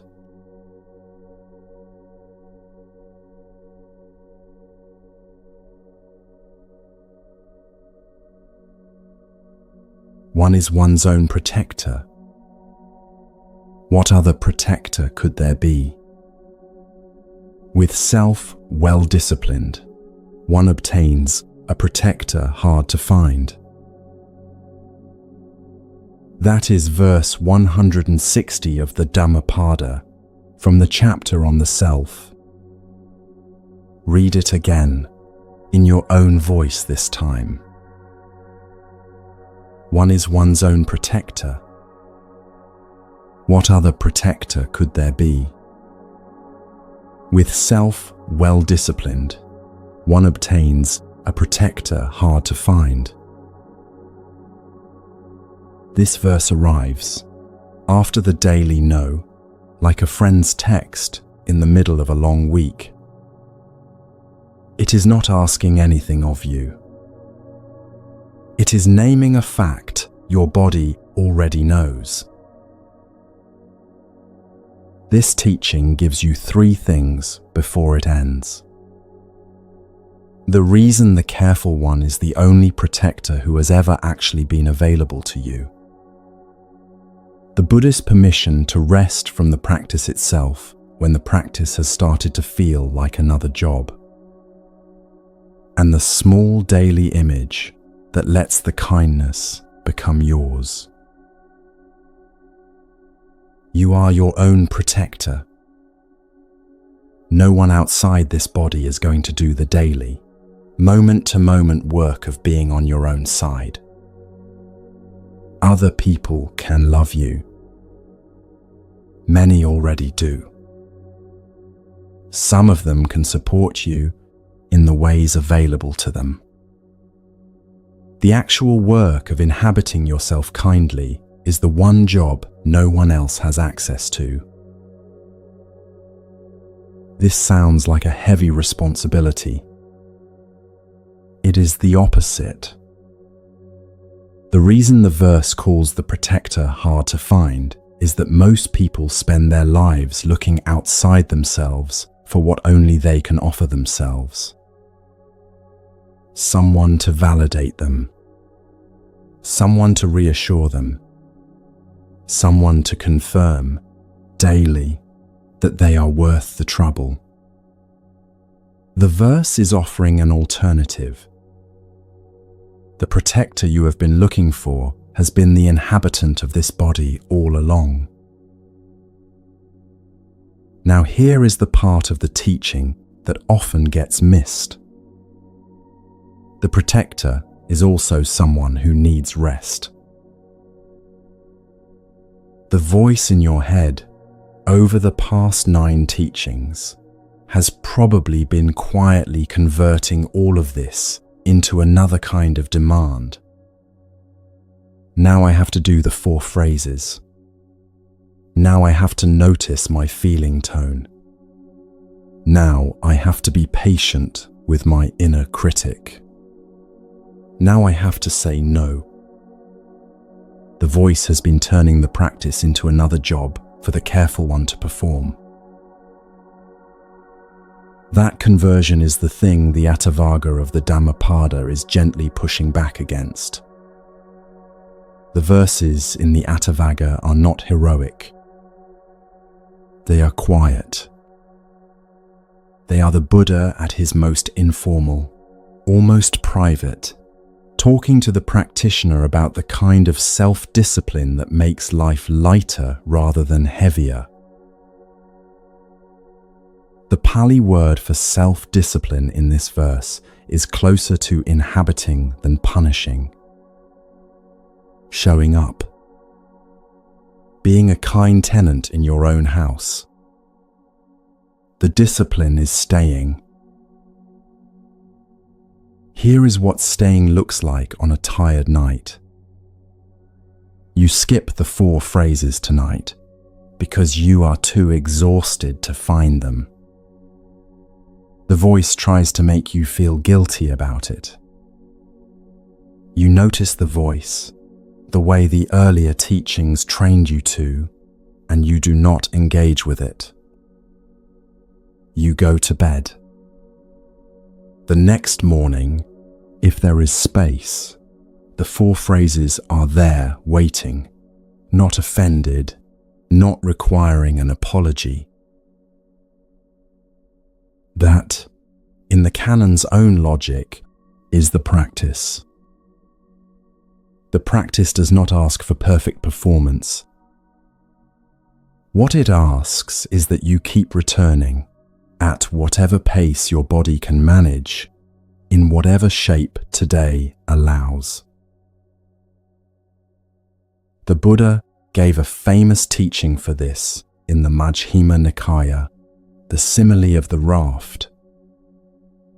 The Dharma, the Buddha said, is like a raft you build to cross a river. Once you have crossed, you do not carry the raft on your back for the rest of your journey. You leave it and walk on. The Attavaga extends the same logic to the daily practice. The 4 phrases are a raft. The Vedana work is a raft. The patience with the inner critic is a raft. All of them are useful for crossing whatever you are crossing tonight. They are not meant to be carried on your back as an extra weight. Most careful people unknowingly carry the raft. They turn every practice into something that must be done correctly, done daily, done in the right order, documented in some quiet inner ledger. The ledger is the raft on the back. The Buddha is offering you the option of putting the raft down between river crossings instead of building a life out of perpetually transporting it. The hardest part of self-care for the careful one is letting the self-care also be allowed to fail occasionally. Letting yourself skip the practice on a hard day. Letting yourself eat the comforting thing without scolding yourself. Letting yourself spend a Saturday doing nothing, with no particular goal, without the voice in your head treating that Saturday as a moral failure. The Buddha was specific about this in another verse from the same chapter. By oneself is evil done. By oneself is one defiled. By oneself is evil left undone. By oneself is one purified. The verses sound severe in translation. The meaning is steady. No one outside you can rescue you. No one outside you can ruin you. The work is yours. Which means, on a tired Tuesday, the work is also yours to set down for the evening. Setting it down looks like very small things. Going to bed without doing the practice, on the night your body cannot find it, and not waking up the next morning believing the night was a failure. Eating something the voice would have lectured about, and noticing the lecture without believing it. Spending an hour doing nothing in the middle of a day without a productive purpose attached. Each of those small permissions is the practice of letting the practice rest. The Buddha gave it as much weight as the practice itself. This is the moment in the video where the practice becomes, in a precise way, yours. Not the channels. Not the canons. Not the Buddhas. Yours. You can take what is useful and leave the rest. The 4 phrases can be shaped in your own words. The timing can change. One practice can carry you in a hard week and another in a quiet week. The protector hard to find is the one quietly running this part of your life. Letting the protector rest is a teaching the body recognizes before the mind does. The body has spent years working past its own exhaustion for jobs that were not always the body's to do. Now, with the practice loosening, the body begins to feel that someone in here is willing to let it rest without scolding it for the rest. The shoulders settle a degree further. The lower back releases a tightness it had not known it was holding. The breath finds a longer pace, not because you trained it to, but because nothing is asking it to be shorter. There is a small image worth carrying out of this teaching. Imagine a candle in a window of a house you have been walking toward in the dark. The candle does not demand anything of you. The candle does not require you to walk faster. The candle is just on, staying lit, waiting for you to arrive. The protector inside this body is the candle. Whether you arrive at the door tonight or tomorrow morning, the candle is on. Self-care, at this depth, is the willingness to keep the candle lit for yourself at whatever brightness you can manage on any given day.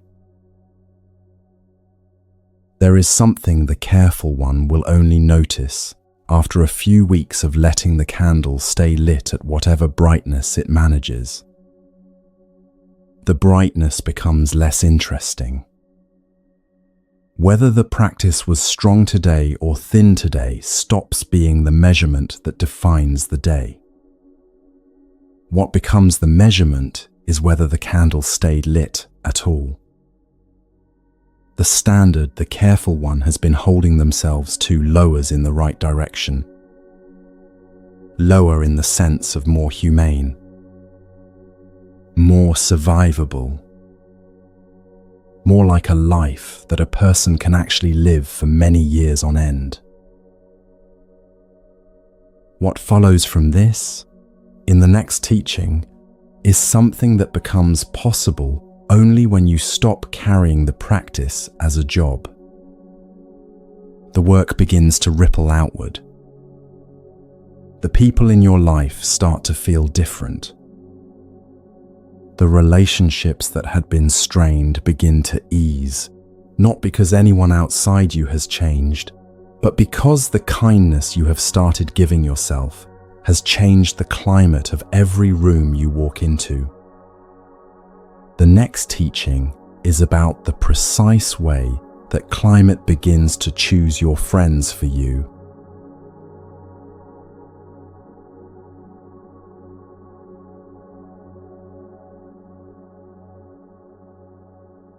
There is probably a name in your mind right now.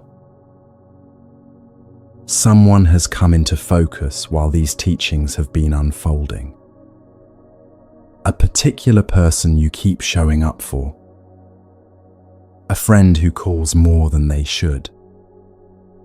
A family member whose moods set the temperature of every gathering. A colleague, a partner, an old connection that has, in the last few months, begun to feel less like a relationship and more like a job. You did not bring the name into the room on purpose. The mind brought it while you were busy with the breath. Notice it. Do not push it away. The fact that this particular name surfaced now is part of the teaching about to arrive. The Buddha had a precise word for the kind of friendship that supports the path. Mettā. Translated literally, beautiful friend, or admirable friend, or true friend. What the word names is not just companionship. It names the kind of person whose company makes the wholesome states stronger and the unwholesome states weaker. This teaching gives you 3 things before it ends. The Buddha's surprising correction to Ananda about how much of the path is friendship. The honest test for which relationships have been making you stronger and which have been wearing you out. And the most important Mettā you will ever have access to, who has been quietly waiting for you to notice all along. There is a famous moment in the Sayutta Nikaya, in a sutta called the Upadada Sutta, where the Buddha's attendant Ananda said something he had clearly been thinking about. He said that admirable friendship was half of the holy life. To walk with Mettā, Ananda thought, is to be halfway through the practice. The Buddha, with characteristic precision, corrected him. He said, "No, Ananda. Admirable friendship is not half the holy life. It is the whole of the holy life." Sit with that for a moment. Buddha, who was not given to overstatement, said the company you keep is the entire path. Not most of it. Not the social part of it. The whole.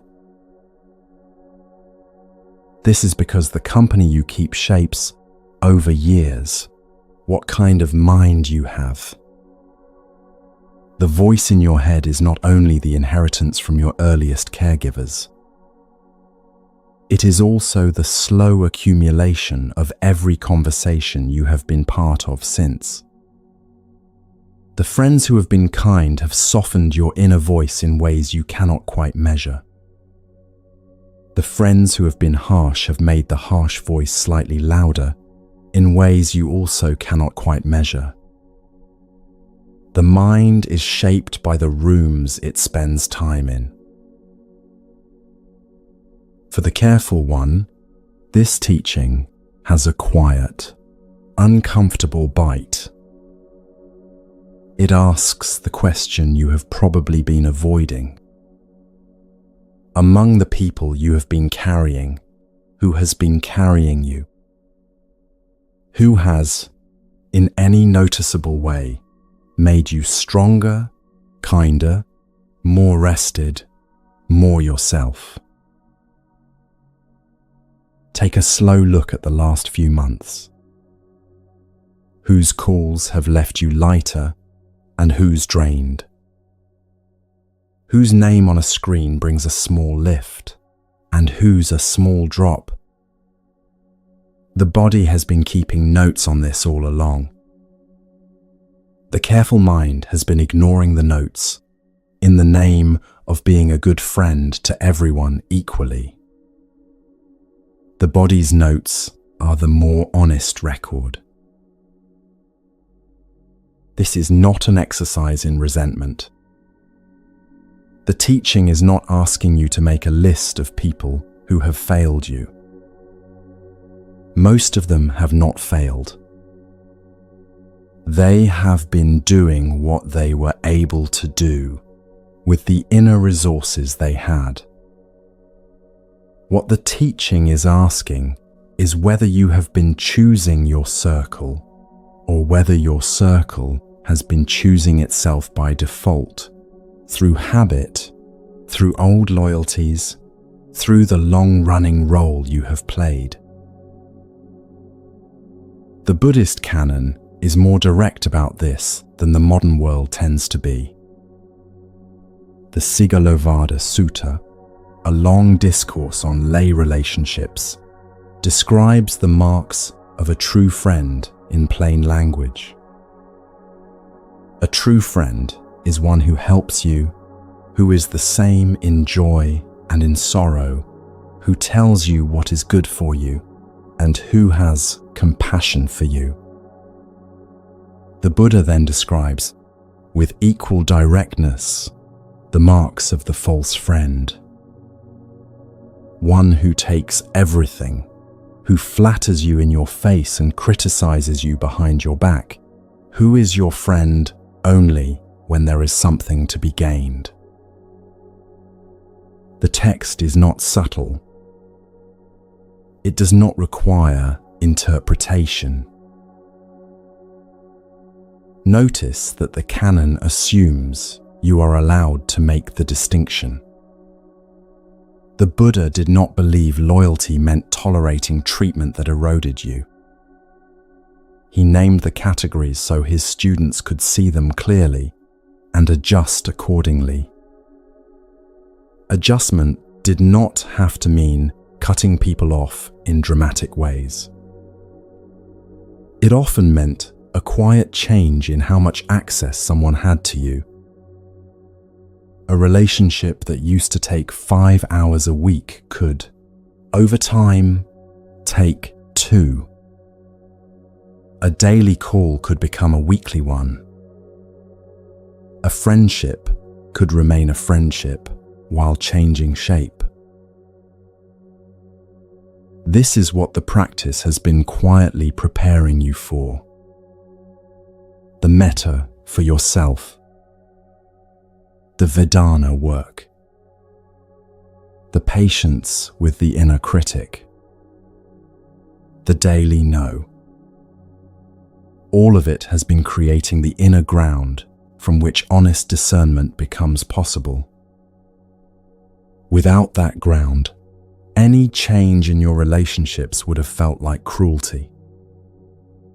With it, the same change becomes simply the sentence, "This person and I have grown into different shapes, and the friendship needs to find its new size."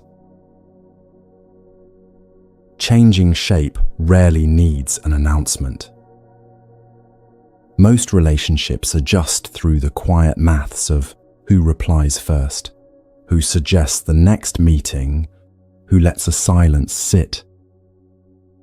The careful one, in the past, has done all of that work for both people.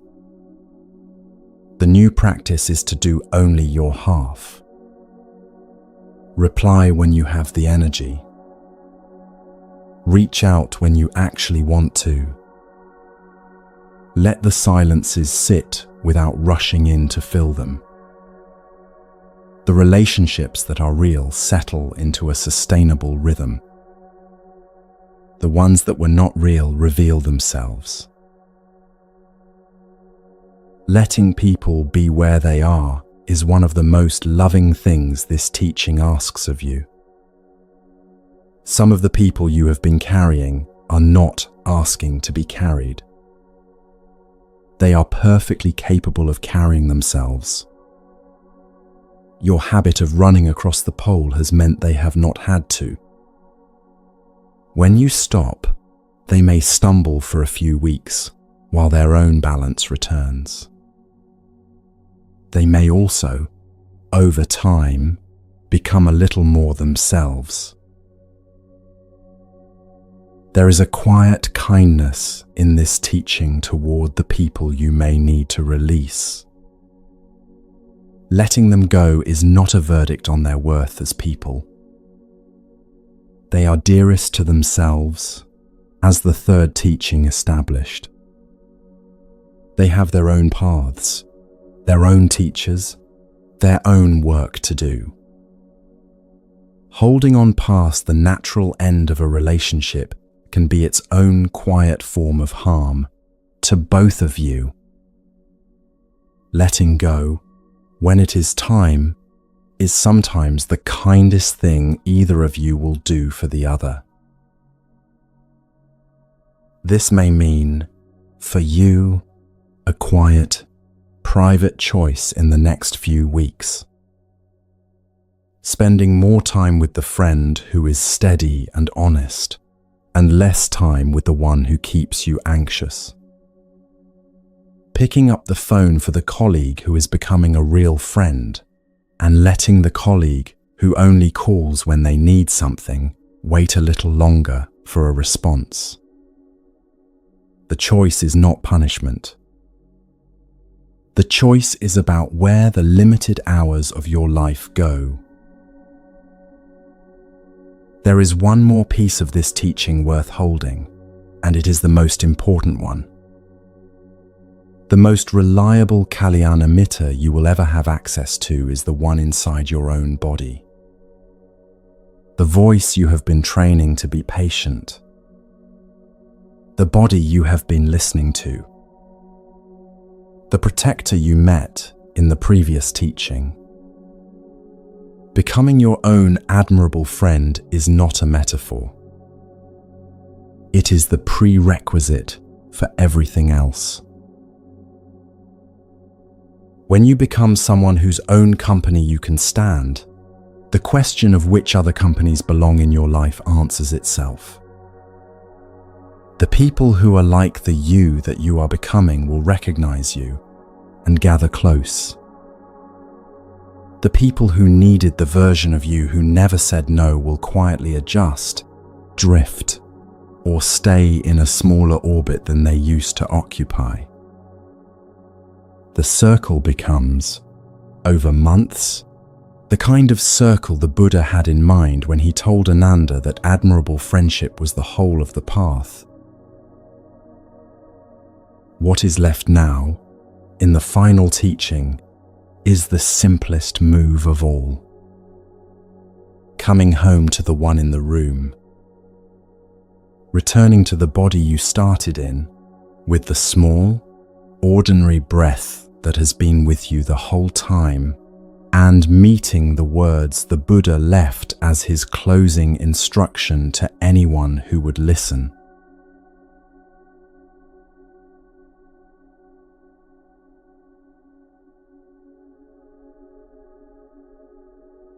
Be a refuge unto yourselves.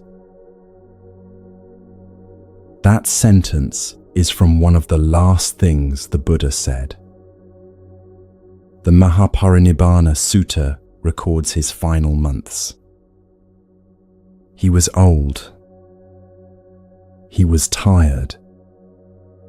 He knew he would not be there much longer to answer questions. Ananda, who had been with him for decades, was distraught at the thought of losing him.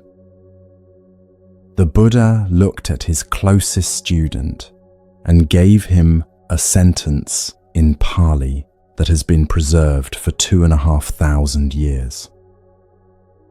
Attadipa Viharatha. Be lamps unto yourselves. Be your own refuge. Take no other refuge. Pause on the situation. An old man in his last weeks, with disciples who had built their lives around him. The expected sentence was, "Stay close, follow the path I have laid down." What he said instead was the opposite of attachment to him. Be your own light. Hold no other refuge. The teaching was the most respectful thing he could offer them. He trusted them with their own minds. This was the last instruction from the most patient teacher in the canon. After everything he had ever said, after the Four Noble Truths, the Eightfold Path, the Four Foundations of Mindfulness, the long teaching collections that fill thousands of pages, what he left his students with was a single, simple sentence that fit on a small piece of paper. The teaching is yours now. The refuge is in you. This teaching gives you three things before it ends. The reason this sentence from the Buddha is the integration of every previous teaching in this video. The honest naming of who you have been waiting for all this time. And the small, almost imperceptible recognition that the work is yours and that everything you need is already in the room. This is what the previous 11 teachings have been quietly preparing for. The first honest look. The understanding of why kindness toward yourself feels foreign. The Buddha's reply to a tired old householder. The 4 phrases of Mettā. The mindfulness of feeling. The patience with the inner critic. The acrobats on the bamboo pole. The 8 winds. The daily no. The permission to rest from the practice. The discernment of admirable friendship. Each of those teachings was in the service of this one quiet recognition. Be a refuge unto yourselves. Notice what is left in the body after that sentence has settled. The room is still around you. The chair is still under you. The breath is still rising and falling under whatever hand is on whatever chest tonight. Nothing has been added. Something quiet has been confirmed. You have been the refuge all along. The body you have been ignoring is the refuge. The breath you have been moving past is the refuge. The voice you have been training, degree by degree, to be patient is the refuge. The kindness you have just spent the last few hours quietly returning to is the refuge.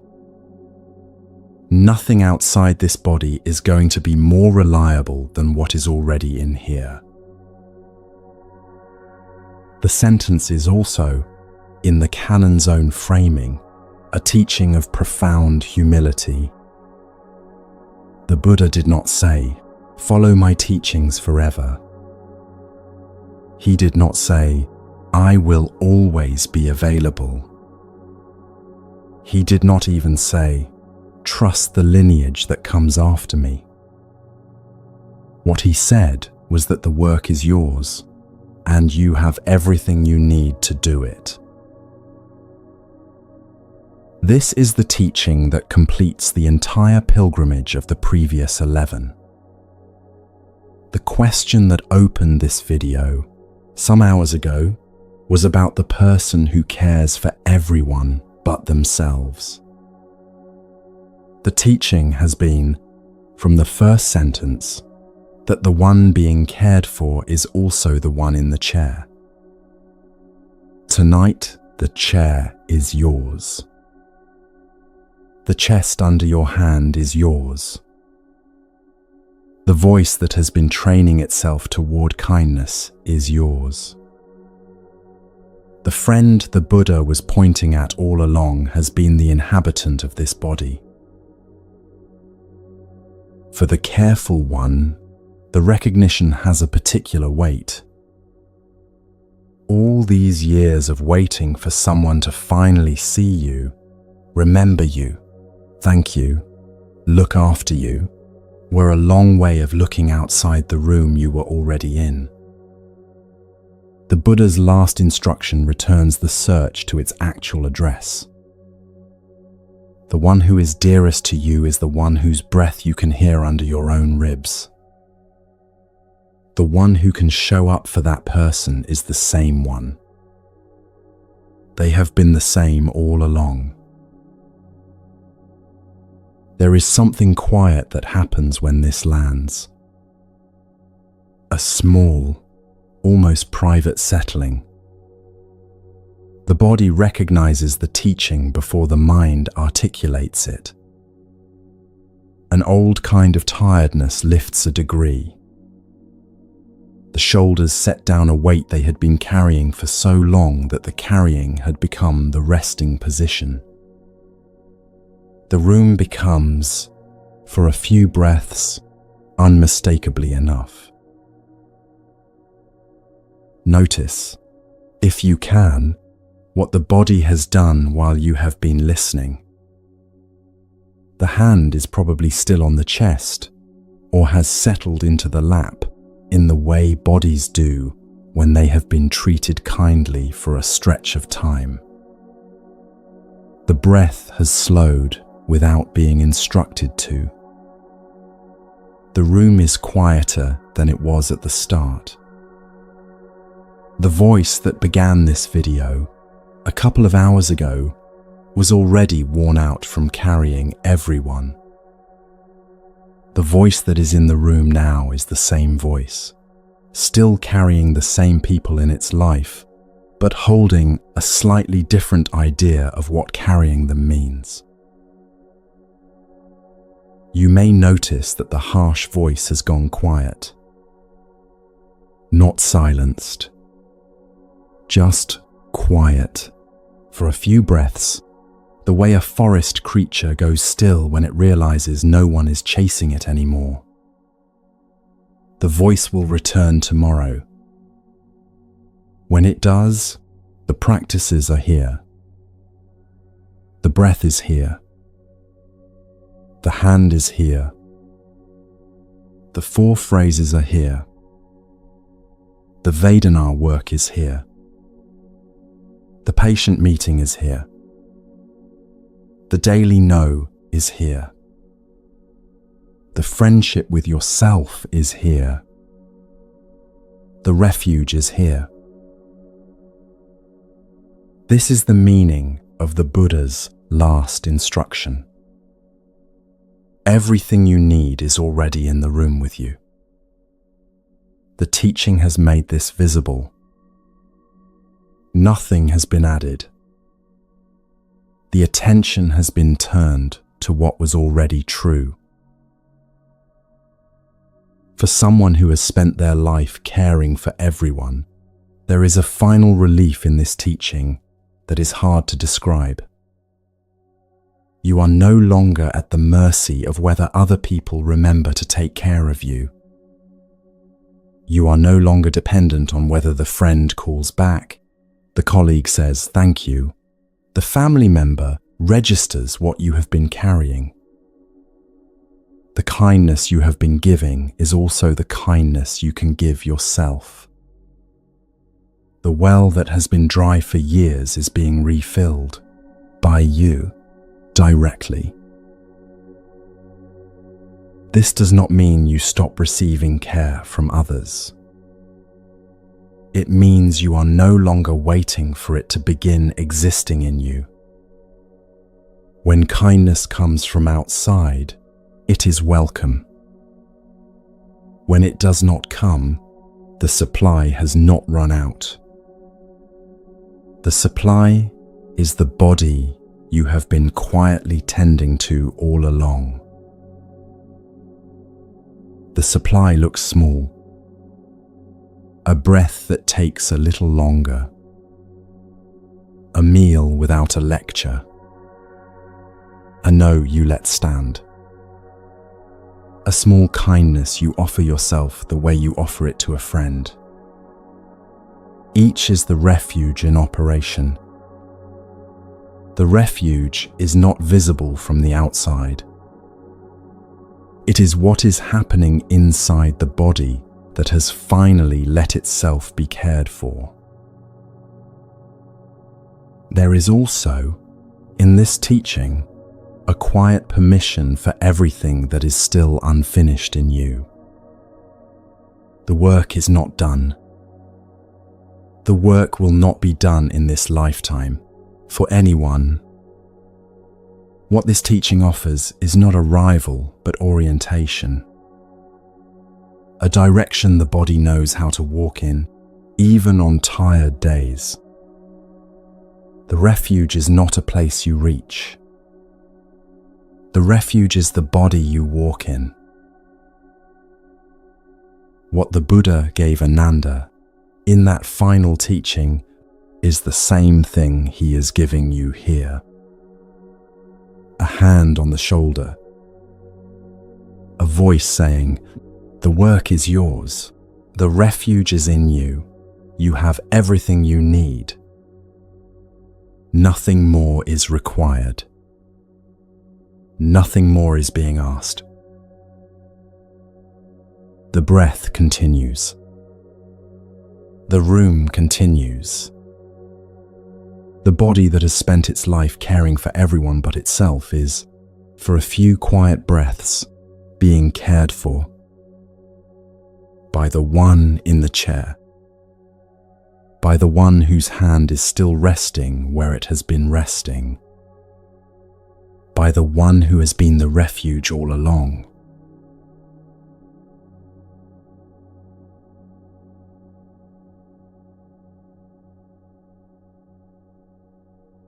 The hand can stay where it is. The breath can keep doing what it has been doing on its own all along. The friend on the phone earlier is fine. The parent is fine. The colleague is fine. They have been in good hands the whole time. The hands have been yours. The one who finally received some of the same care tonight is the one whose breath you can hear, if you slow down enough to listen. That breath is steady now. It has been steady the whole time.